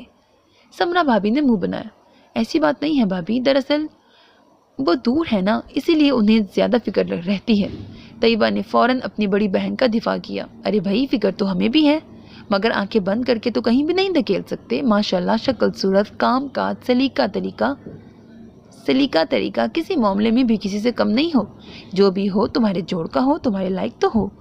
ہمیشہ کی طرح وہ اپنی چرب زبانی کے جوہر دکھا رہی تھی۔ شازیہ کا کینیڈا سے فون آیا تھا، وہ چھوٹی بہن کو ڈانٹ رہی تھی۔ تمہارا دماغ ٹھیک ہے؟ تم ہر رشتے کو ٹکرا دیتی ہو، اتنے نخرے ہو گئے ہیں تمہارے، کوئی سمجھ میں ہی نہیں آتا۔ کوئی سوٹ بھی تو کرتا ہو نا میرے ساتھ، سارے تو ٹیڑے میڑے سے ہوتے ہیں۔ طیبہ نے منمناتے ہوئے سمرا بھابی کی زبان بولی۔ مردوں کی شکل کون دیکھتا ہے؟ شریف ہونا چاہیے، کماؤ ہونا چاہیے۔ اب کیا کوئی آسمان سے اتر کر آئے گا تمہارے لیے؟ بھائی جان اور بھابھی سے بات کرو تو سارا ملبہ تم پہ ڈال دیتے ہیں کہ تم انکار کر دیتی ہو۔ چھوڑو نا آپا، کوئی اور بات کرو، ہو جائے گی شادی، کون سی عمر نکلی جا رہی ہے میری؟ نکل گئی تو پچھتاؤ گی۔ شازیہ نے ہمیشہ کی طرح کچھ ڈانٹ کر اور کچھ پندہ نصاح کر کے اسے سمجھانے کی کوشش کی۔ وقت اپنی رفتار سے گزر رہا تھا۔ طیبہ کا فائنل ہوئے بھی 1 سال ہو گیا تھا۔ اس نے آگے داخلہ نہیں لیا۔ گھر میں اوپر کے کاموں کے لیے ملازمہ رکھ لی گئی تھی۔ طیبہ کچن اور بچوں کو سنبھالتی۔ سمرا بھابی کو حسن کی نگہداشت اور اسے نکھارنے کے درجنوں ٹوٹکے حسن کی نگہداشت اور اسے نکھارنے کے درجنوں ٹوٹکے آتے تھے، وہ سب طیبہ خود پہ آزماتی رہتی۔ اس کی خوبصورت جلد اور بھی چمکدار ہو گئی تھی۔ قاتل حسن مزید غارت گر ہوتا جا رہا تھا۔ خود کو آئینے میں دیکھنا اور دیکھتے رہنا اس کا مرغوب اور محبوب مشغلہ بن گیا۔ کچھ سمرا بھابی کی ہر وقت کی تعریفوں نے دماغ خراب کر دیا تھا، کچھ آئینے نے اسے ہواؤں میں اڑنا سکھا دیا تھا۔ خوب سے خوب تر کی سوچ انتہا پر پہنچ گئی کہ اب کوئی بھی آنکھوں میں جچتا ہی نہیں تھا۔ 25ویں سالگرہ پہ شازیہ نے وش کرنے کے لیے فون کیا تھا اور کچھ دیر اچھی اچھی باتیں کر کے پھر شادی کے موضوع پہ آ گئی۔ کیا ارادے ہیں تمہارے؟ تم نے پھر ایک پروپوزل ٹھکرا دیا، شادی کرنی ہے یا نہیں؟ ایسے ہی منہ اٹھا کر کسی سے بھی کر لوں؟ یہ کیا فضول بات کرتی ہو تم؟ کیا مطلب ہے اس کا؟ شازیہ گرم ہو گئی۔ مطلب یہ کہ میچ نہ دیکھوں؟ جس کی شکل اچھی ہو اس کا گھر اچھا نہیں ہوتا، جس کا گھر اچھا ہو اس کی شکل ایویں ہوتی ہے، کسی کی ایجوکیشن کم ہوتی ہے، فیملی زیادہ، اور کوئی۔ طیبہ مزید کچھ کہنے جا رہی تھی کہ شازیہ نے بات کاٹ دی۔ تم کفران رحمت کر رہی ہو طیبہ، اتنے اچھے اچھے پروپوزل آئے تمہارے، بلا وجہ مین میخ نکال کر منع کر دیتی ہو جائے گی، جہاں نصیب ہوگا وہیں ہوگی۔ طیبہ کا لہجہ لاپرواہی لیے ہوئے تھا۔ نصیب خود چل کر تمہارے پاس آتا ہے، تم بھگا دیتی ہو، اب اس کا کیا علاج؟ چھوڑو نا آپا، جب بھی فون کرتی ہو ایک ہی بات کے پیچھے پڑ جاتی ہو۔ شکر کرو کوئی تو ہے جسے تمہاری فکر ہے، بھیا بھابھی تو بالکل بے فکر ہو کے آرام سے بیٹھے ہیں۔ اچھا یہ بتاؤ احسن بھائی کیسے ہیں، اور تمہارے دونوں یاجوج ماجوج؟ طیبہ نے موضوع ہی بدل دیا۔ بے فکری اور لاپرواہی کے بنڈولے میں جھولتے ہوئے احساس ہی نہیں ہوا کہ مٹھی میں دبی وقت کی ریت کیسے دھیرے دھیرے ہاتھوں سے پھسل رہی ہے۔ بڑے بھیا کی اچانک وفات نے سب کو ہڑبڑا دیا۔ طیبہ نے خود کو سنبھالتے ہوئے سراسیمہ ہو کر ادھر ادھر دیکھا۔ بڑی بہن دور تھی، بھابھی پہلے ہی صدمے اور دکھ کی کیفیت میں تھی، پھر سرد مہر، لاپرواہ اور بے نیاز ہو گئی۔ شازیہ پردیس سے بار بار کال کر کے طیبہ کا گھر بسانے پر زور دیتی۔ آئے دن کی یاد دہانیوں اور اصرار پر ایک روز بھابھی چڑ گئی۔ اپنی مرضی سے کماری بیٹھی ہیں، اتنا ہائی فائی معیار بنایا ہوا ہے، اس پر کوئی پورا ہی نہیں اترتا۔ اب میں کیا بھاگ دوڑ کروں؟ میں تو خود بیمار رہتی ہوں، اپنے گھر میں ہی مشکل سے چلتی پھرتی ہوں، مجھے تو اپنی بچوں کی فکر لگ گئی ہے، اپنی اولاد کو دیکھوں یا ان کی فکر کروں؟ بھابھی کے یوں بے نقد سنانے پر شازیہ چند لمحوں کے لیے خاموش ہو گئی، پھر دھیرے سے منت کے انداز میں کہنے لگی، بھابھی میں اتنی دور ہوں، یہاں سے صرف فکر ہی کر سکتی ہوں، آپ تو وہاں ہیں، کسی سے کہہ سن کر کوئی رشتہ دیکھ لیں، باقی میں آ کر خود ارینج کر لوں گی، تمہاری بہن کو کوئی پسند آیا تو بتا دوں گی۔ بھابھی کے لہجے سے لفظوں سے پھر بیزاری ٹپکنے لگی۔ دراصل طیبہ کا معاملہ اب ذرا سنگین ہوتا جا رہا تھا۔ سچ تو یہ تھا کہ پہلے وہ خود غرضی کا مظاہرہ کر رہی تھیں کہ بیماری کے سبب گھر اور بچیوں پر توجہ دینے سے قاصر تھیں، لہٰذا طیبہ کی شادی کا معاملہ خود بھی ٹالتی رہی اور اسے بھی اکساتی رہی کہ ایسا معیار اور ویسا معیار، مگر اب انہیں آہستہ آہستہ اپنی خود غرضی کا احساس ہو رہا تھا، اور پھر قریبی رشتہ داروں یا ملنے جلنے والوں نے بھی ان سے سوالات کرنے شروع کر دیے تھے۔ اب ہر ایک کو جھڑک کر بیزاری سے جواب دینا ممکن نہیں تھا، سارا الزام طیبہ پر ڈالنے سے بھی بات نہیں بن رہی تھی۔ ارے لڑکیوں کا کیا ہے، وہ تو یوں ہی نخرے دکھاتی ہیں، تم بڑی ہو، سمجھدار ہو، سمجھاؤ اور فیصلہ کرو۔ بڑی دادی نے ایک روز بھابھی کے آئیں بائیں شائیں کرنے پہ کہا۔ بھابھی خاموش ہو گئی۔ اب وہ کیا بتاتی کہ ان نخروں اور خیالوں کو پروان چڑھانے میں بڑا ہاتھ انہی کا تو تھا۔ دوپہر کا سورج باہر آگ برسا رہا تھا، اندر گھر میں ذرا امن تھا۔ ان کے لیے جو کمروں میں اے سی کی ٹھنڈک میں بیٹھے تھے، یعنی بھابھی اور بچے، طیبہ کچن میں دہی بلے بنا رہی تھی، اب ان پر بگاڑ لگا رہی تھی۔ کمرے میں آ کر بیٹھی تو ایسا لگا جیسے جنت میں آ گئی ہے۔ کھانا لگا دوں بھابھی؟ کچھ دیر ٹھہر کر لگا لینا، بچے اپنا گیم ختم کر کے ہی اٹھیں گے۔ بھابھی نے ویڈیو گیم کھیلتے بچوں پہ ایک نظر ڈالی، پھر طیبہ سے مخاطب ہوئی۔ شادمان والی حسینہ مومانی ہے نا، انہوں نے رافع کا پروپوزل بھجوایا ہے۔ رافع بھائی کا؟ مگر ان کا تو ایک بیٹا ہے۔ طیبہ نے ہڑبڑا کے دیکھا۔ ہاں ہے تو، بیوی فوت ہو گئی ہے تو اپنے لیے بیوی بھی چاہیے اور بچے کے لیے ماں بھی۔ میں ایک بچے کے باپ سے شادی کروں؟ اس سے اچھے اچھے رشتے میں نے منع کر دیے، اب یہ؟ طیبہ کا موڈ خراب ہونے لگا۔ وقت کی بات ہوتی ہے، 32 کی ہو رہی ہو، خالی خولی خوبصورتی سے کیا ہوتا ہے، لوگ عمر بھی دیکھتے ہیں، ذرا عقل سے کام لو، یہ بھابھی کہہ رہی تھی۔ طیبہ کو اپنی سماعتوں پہ یقین نہیں آیا، اس نے شاکی نگاہوں سے بھابھی کو دیکھا۔ پھر بھی بھابھی، شادی شدہ، ایک بچے کا باپ، اب میرے لیے یہی رشتے رہ گئے ہیں؟ طیبہ کے ہر لفظ سے صدمہ اور حیرانی ٹپک رہی تھی۔ تو پھر وہ دیکھ لو جو شاہدہ بتا کر گئی ہے۔ بھابھی نے ایک دوسرے پروپوزل کا حوالہ دیا۔ تصویر دیکھی ہے آپ نے؟ اتنا کالا گنجا تون نکلی ہوئی، میرے لیے کیا ایسے ہی ٹیڑھے میرے رشتے رہ گئے ہیں؟ غم و غصے سے طیبہ کا برا حال تھا، مگر اس کے غم و غصے سے حقیقت نہیں بدل رہی تھی، اور بدلتے وقت اور حقیقت کے مطابق وہ خود کو بدلنے سے قاصر تھی، اور پھر حالات نے اچانک جھٹکا کھایا تھا یا اس کی قسمت نے سب کچھ یکدم ہی الٹ پلٹ ہو گیا۔ بھیا کے بعد بھابھی بھی ابدی سفر پہ روانہ ہو گئی۔ ایک روز اچانک ہی بی پی شوٹ کر گیا، یہی موت کا بہانہ تھا اور وجہ بھی۔ طیبہ کے سر پہ جیسے آسمان گر پڑا۔ خود کو سنبھالے یا 4 بچوں کو، وہ تو بری طرح بوکھلا گئی۔ شازیہ کچھ ہفتوں کے لیے پاکستان آئی تھی۔ سوگ کے دن گزرے تو اس نے طیبہ سے بات کی۔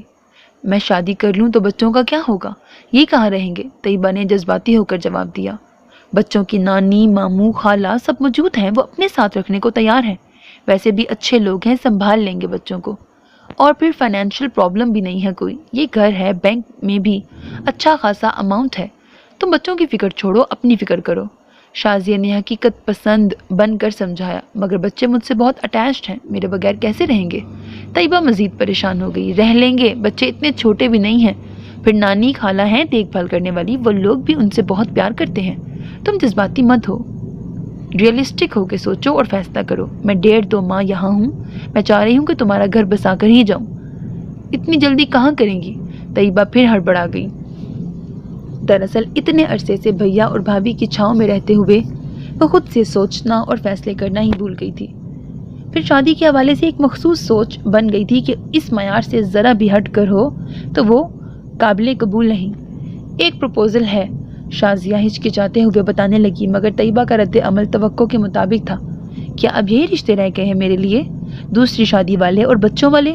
طیبہ بری طرح تل ملا گئی۔ بڑی بہن سے ایسی امید نہ تھی اسے۔ عقل سے کام لو طیبہ، نہ کمارے تمہاری سمجھ میں آتے ہیں نہ شادی شدہ۔ یہ جو میں بتا رہی ہوں، سہیل کے کوئی رشتے دار ہیں، لڑکا دبئی میں سیٹل ہے، پڑھا لکھا ہے، جاب اچھی ہے، تم سے 3-4 سال ہی بڑا ہوگا، سوبر پرسنالٹی ہے، سب کچھ ویسا ہی ہے جیسے تمہاری ڈیمانڈ ہے۔ اور 6 سال کی بچی، وہ بھی میں نے ڈیمانڈ کی تھی۔ طیبہ مزید تل ملائی۔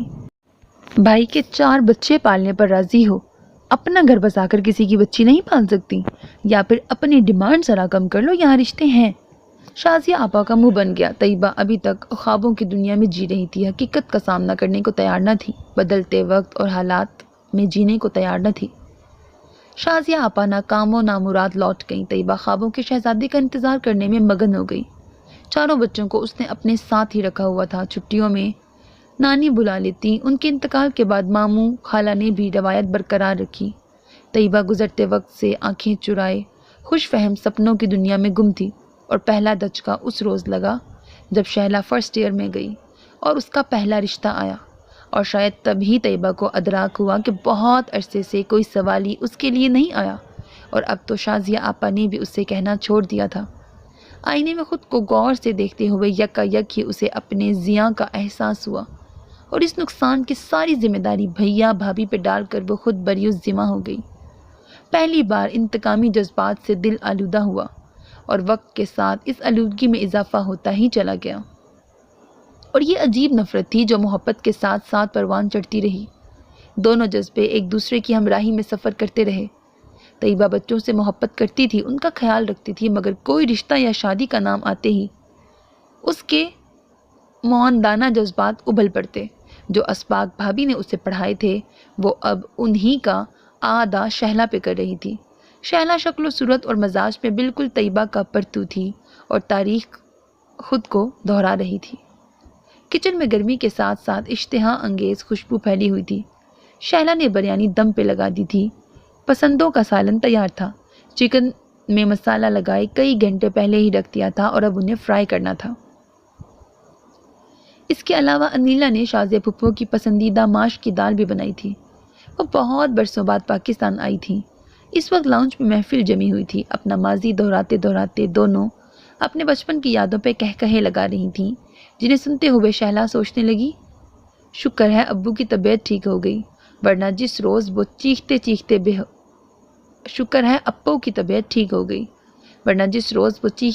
بے ہوش ہو گئی تھی، گھر میں سب کے ہی ہاتھ پیر پھول گئے تھے۔ ہسپتال سے ڈسچارج ہو کر گھر واپس آنے کے بعد بھی وہ گمسم تھیں۔ 3 لڑکیاں ان کے آگے پیچھے ہو رہی تھیں، ان کا خیال رکھ رہی تھیں۔ انہی دنوں میں شازیہ پھپھو کا فون آ گیا۔ شہلا نے یہ الجھن ان سے شیئر کی تو وہ سوچ میں پڑ گئی۔ ویسے میرا ارادہ تھا چند ماہ بعد پاکستان آنے کا، مگر اب میں کوشش کرتی ہوں جلدی آنے کی۔ اور پھر تقریباً 1.5 ماہ بعد وہ پاکستان میں تھیں۔ شہلا اور انیلا پریشان تھیں۔ وہ شازیہ سے پوچھ رہی تھیں کہ طیبہ کی اس حالت کا کیا سبب ہے، وہ ہم سے کس بات کا بدلہ لینا چاہتی ہیں؟ انیلا نے سوال کیا۔ اس روز طیبہ کے چیخنے چلانے سے ان کی سمجھ میں کچھ نہیں آیا، اور جو کچھ سمجھ آیا وہ بھی مبہم تھا۔ ان کے پاس بہت سے سوالات تھے جن کے جواب شازیہ پھپھو کے پاس تھے۔ لاؤنج میں کپڑوں کا ڈھیر وسط میں پڑا ہوا تھا۔ امی نے سارے کپڑے چھانٹ کر 3 ڈھیریاں لگا دی تھیں اور اب تینوں لڑکوں کو آواز دے رہی تھیں کہ اپنے اپنے کپڑے طے کر کے اپنی الماریوں میں رکھ لیں۔ ایک فرمان ہی تھا جس نے فرما برداری کا مظاہرہ کیا اور کپڑے طے کرنے لگا۔ یار میرے کپڑے بھی دیکھ لے ذرا۔ ارسل نے اپنے موبائل سے نگاہیں اٹھا کر چھوٹے بھائی پہ آرڈر چلایا۔ یہ لیں، دیکھ لیے۔ فرمان نے اس کے کپڑوں کا ڈھیر آنکھیں پھاڑ پھاڑ کر چند سیکنڈ دیکھا اور دوبارہ اپنے کام میں مصروف ہو گیا۔ میرے راج دلارے بھائی، میرے کپڑے بھی طے کر کے الماری میں پہنچا دے، برگر کھلا دوں گا۔ استری کر دے تو ڈیل اور بڑھ جائے گی۔ نہیں بھائی، مجھ سے نہیں ہوتے استری وستری، برگر تک کی ڈیل ٹھیک ہے۔ اچھا بھائی شہزادے، جیسی تیری مرضی۔ ارسل کی کال لگ گئی تھی۔ ہیلو ہیلو کرتا ہوا وہاں سے چل دیا۔ کیسی طبیعت ہے پھپھو کی؟ ٹھیک ہے، پہلے سے بہت بہتر ہے۔ شکر ہے، اللہ انہیں اور بہتر کرے تاکہ ہمارا کام آسان ہو اور جلدی ہو۔ آمین۔ بہت فارورڈ ہیں آپ، خود ہی سب کچھ طے کر لیتے ہیں۔ ابھی پھپھو نے نہ کر دی ہے، آپ کو معلوم نہیں ہے؟ دل والوں کی راہ میں ایسے پہاڑ تو آتے ہی ہیں، ڈونٹ وری، میں اسے سر کر لوں گا۔ ارسل کے لفظوں میں ہی نہیں، لہجے میں بھی یقین تھا۔ ابھی میری طرف سے بھی ہاں نہیں ہوئی۔ شہلا زیر لب مسکرائی۔ اس ماؤنٹ ایوریسٹ کو بھی تسخیر کر لیں گے میڈم۔ آپ کو پہاڑ بہت پسند ہے؟ ہاں، لیکن مجھے گہرے سمندر، بہتے دریا، گنگناتے جھرنے اور گاتی ندیاں بھی پسند ہیں۔ آپ تو شاعری کرنے لگے؟ بس جی، ایسا ہی ہوتا ہے، یہ جذبہ عشق اپنے ساتھ شاعری کے جراثیم بھی لے آتا ہے شاید۔ شاعری کے جراثیم ہوتے ہیں؟ کسی شاعر نے سن لیا تو برا مان جائے گا۔ شہلا نے اپنی بے اختیار ہنسی کو روک کر کہا۔ آپ کو تو اچھی لگی نا میری بات؟ بس پھر خیر ہے، اور ہنسنے میں کنجوسی نہ کیا کریں۔ میں نے بتایا نا کہ مجھے گنگناتے جھرنے اچھے لگتے ہیں۔ کسی کو امپریس کرنے کے لیے شاعری ضروری ہے کیا؟ بالکل بھی نہیں۔ اگر ایسا ہوتا تو ہر کامیاب و ناکام شاعر ایک کامیاب عاشق ضرور ہوتا۔ ارسل نے اتنے مزے سے جواب دیا کہ شہلا ایک بار پھر اپنی ہنسی نہیں روک سکی۔ پھپھو نے ٹھیک کہا تھا، آپ تینوں بھائی ڈرامہ ہیں۔ عجیب، پھپھو کو اور میرے بھائیوں کو ایک طرف کر کے اپنی اور میری بات کرنی صرف۔ آپ کی رائے کیا ہے میرے بارے میں؟ ارسل کا لہجہ اشتیاق لیے ہوئے تھا۔ میری رائے میں آپ ایک ڈرامہ نہیں بلکہ پوری فلم ہے۔ رومانٹک؟ جی نہیں، کامیڈی۔ گرم اور بوجھل دن ختم ہوا تو شام بھی اسی کا عکس لیے ہوئے تھی۔ حبس بھی باقی تھا، گرمی بھی۔ لوڈ شیڈنگ معمول کے مطابق تھی، یعنی بے تحاشا، مگر گھر میں لگے سولر پینل کی وجہ سے زندگی میں کچھ سکون تھا۔ امی نے چائے کا کپ فرمان کو دیا۔ جاؤ اپنے ابو کو دے آؤ۔ کاش ہماری ایک بہن ہوتی، لڑکیوں والے سارے کام مجھے ہی کرنے پڑتے ہیں۔ اب تو مجھے یہ لگنے لگا ہے کہ میں اس گھر کا بیٹا نہیں، بیٹی ہوں۔ فرمان نے چائے کا کپ لیتے ہوئے ان شکایات کا اعادہ کیا جو وہ اکثر کرتا ہی رہتا تھا۔ ہاں، پہلے مجھے بھی بیٹی کا بڑا ارمان تھا۔ ماں کے دکھ سکھ کی ساتھی ہوتی ہے، سہیلی ہوتی ہے، مگر تم نے بیٹی کی کمی پوری کر دی۔ سچ میں میرا بیٹا ہیرا ہے، ہیرا۔ امی حالانکہ اتنی محبت سے بول رہی تھی، مگر فرمان آنکھیں پھاڑے انہیں دیکھ رہا تھا۔ شکر ہے امی، آپ نے یہ نہیں کہا کہ کوئی اچھا رشتہ دیکھ کر جلدی سے اپنے بچے کے ہاتھ پیلے کر دوں۔ نہیں، خیر، ہاتھ پیلے کرنے کی اب اتنی بھی جلدی نہیں ہے، پہلے یہ دونوں تو ٹھکانے لگ جائیں، پھر سوچیں گے تمہارا۔ امی نے بڑے اطمینان سے جواب دیا تھا، اور فرمان کو اتنے ہی تیز پنکھے لگ گئے تھے۔ ابو کو فٹافٹ چائے دے کر وہ واپس آیا اور دوبارہ سے سلسلہ کلام وہیں سے جوڑا جہاں سے توڑا تھا۔ امی حضور، پہلے بھیا کب ٹھکانے لگائے جائیں گے؟ امی حضور، بڑے بھیا کب ٹھکانے لگائے جائیں گے؟ جب شہلا کے گھر سے جواب آئے گا۔ امی نے اس کے لیے چائے نکالی۔ اور جواب کب آئے گا؟ دیکھو، اس کی بڑی پھپھو آئی ہوئی ہیں، ہو سکتا ہے وہاں مشاورت کر کے جلدی جواب دے دیں۔ ویسے فیملی اچھی ہے نا ان لوگوں کی؟ فرمان نے سنک میں بڑے برتن کھنگالنے شروع کر دیے۔ ہاں، اچھے لوگ ہیں، امی نے لاپرواہی سے جواب دیا۔ سارے بہن بھائی بہت اچھے ہیں، فرمان کی آنکھوں میں ایک پیاری سی شبیہ لہرائی. برتن کھنگالتے ہوئے وہ کسی اور ہی دنیا میں پہنچا ہوا تھا. اچھا؟ امی نے ذرا حیران ہو کے اسے دیکھا. مثلاً کون ہے سب سے اچھا یا اچھی؟ وہ جو سب سے چھوٹی. بے ساختگی سے اپنا راز فاش کرتے کرتے وہ یکدم ہی خاموش ہوا تھا. پھر زور زور سے پتیلی رگڑنے لگا. میرا مطلب ہے کہ سبھی اچھے ہیں، بڑے سے لے کے چھوٹے تک. واقعی؟ امی کی مسکراہٹ گہری ہوتی جا رہی تھی. اوفو امی، کالی چائے کچھ بنا ہی لیتی. کوئی بسکٹ نمکو وغیرہ بچے ہوئے ہیں یا نہیں؟ فرمان اپنی جھیپ مٹانے کو کیبنٹس کھول کھول کر کوکیز یا چپس نمکو وغیرہ تلاش کرنے لگا، اور امی یہ سوچ رہی تھی کہ اب فرمان کے لیے کوئی لڑکی تلاش کرنے کی ضرورت نہیں ہے. ڈرائنگ روم میں محفل جمی تھی. لاؤنج کی صفائی ہو رہی تھی. باہر موسم بڑا خوشگوار تھا. بارش کے بعد گرمی کا زور ٹوٹ چکا تھا. بھیگی بھیگی ہوا میں بڑی لطافت اور فرحت تھی. بیلا نے کشن ترتیب سے رکھے. تو کیا سارا قصور میرا ہی تھا؟ طیبہ کے چہرے پہ کرب کے آثار تھے. گزرا وقت ملال اور شکستگی بن کر آنکھوں سے جھلک رہا تھا.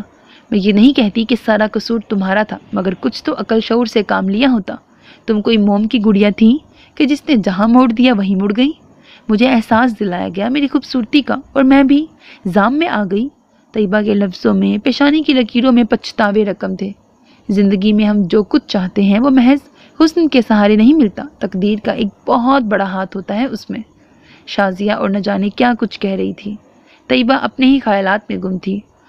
وہ اس لمحے کو کھوج رہی تھی جب اس کے ملال، کرب اور پچھتاوے نے انتقام کی صورت اختیار کر لی تھی. وہ سوچتی رہی مگر کوئی سرا ہاتھ نہ آیا. چلو اب گزرے وقت کو بھولنے کی کوشش کرو. جو دنیا سے چلے گئے انہیں معاف کر دو. کس کا کتنا قصور تھا اللہ ہی بہتر جانتا ہے. آگے بڑھو. بچوں کا کیا قصور ہے؟ وہ تو بہت چاہتے ہیں تمہیں. ذرا بیمار پڑتی ہو تو دن رات ایک کر دیتی ہیں یہ. ہاں یہ تو ہے. طیبہ کے لبوں سے ایک پھیکی سی مسکراہٹ نمودار ہوئی. اور میں ان پیاری بچیوں سے بدلہ لینے چلی تھی. اگلے ہی لمحے ندامت کے پل نے اسے اپنے حصار میں لے لیا.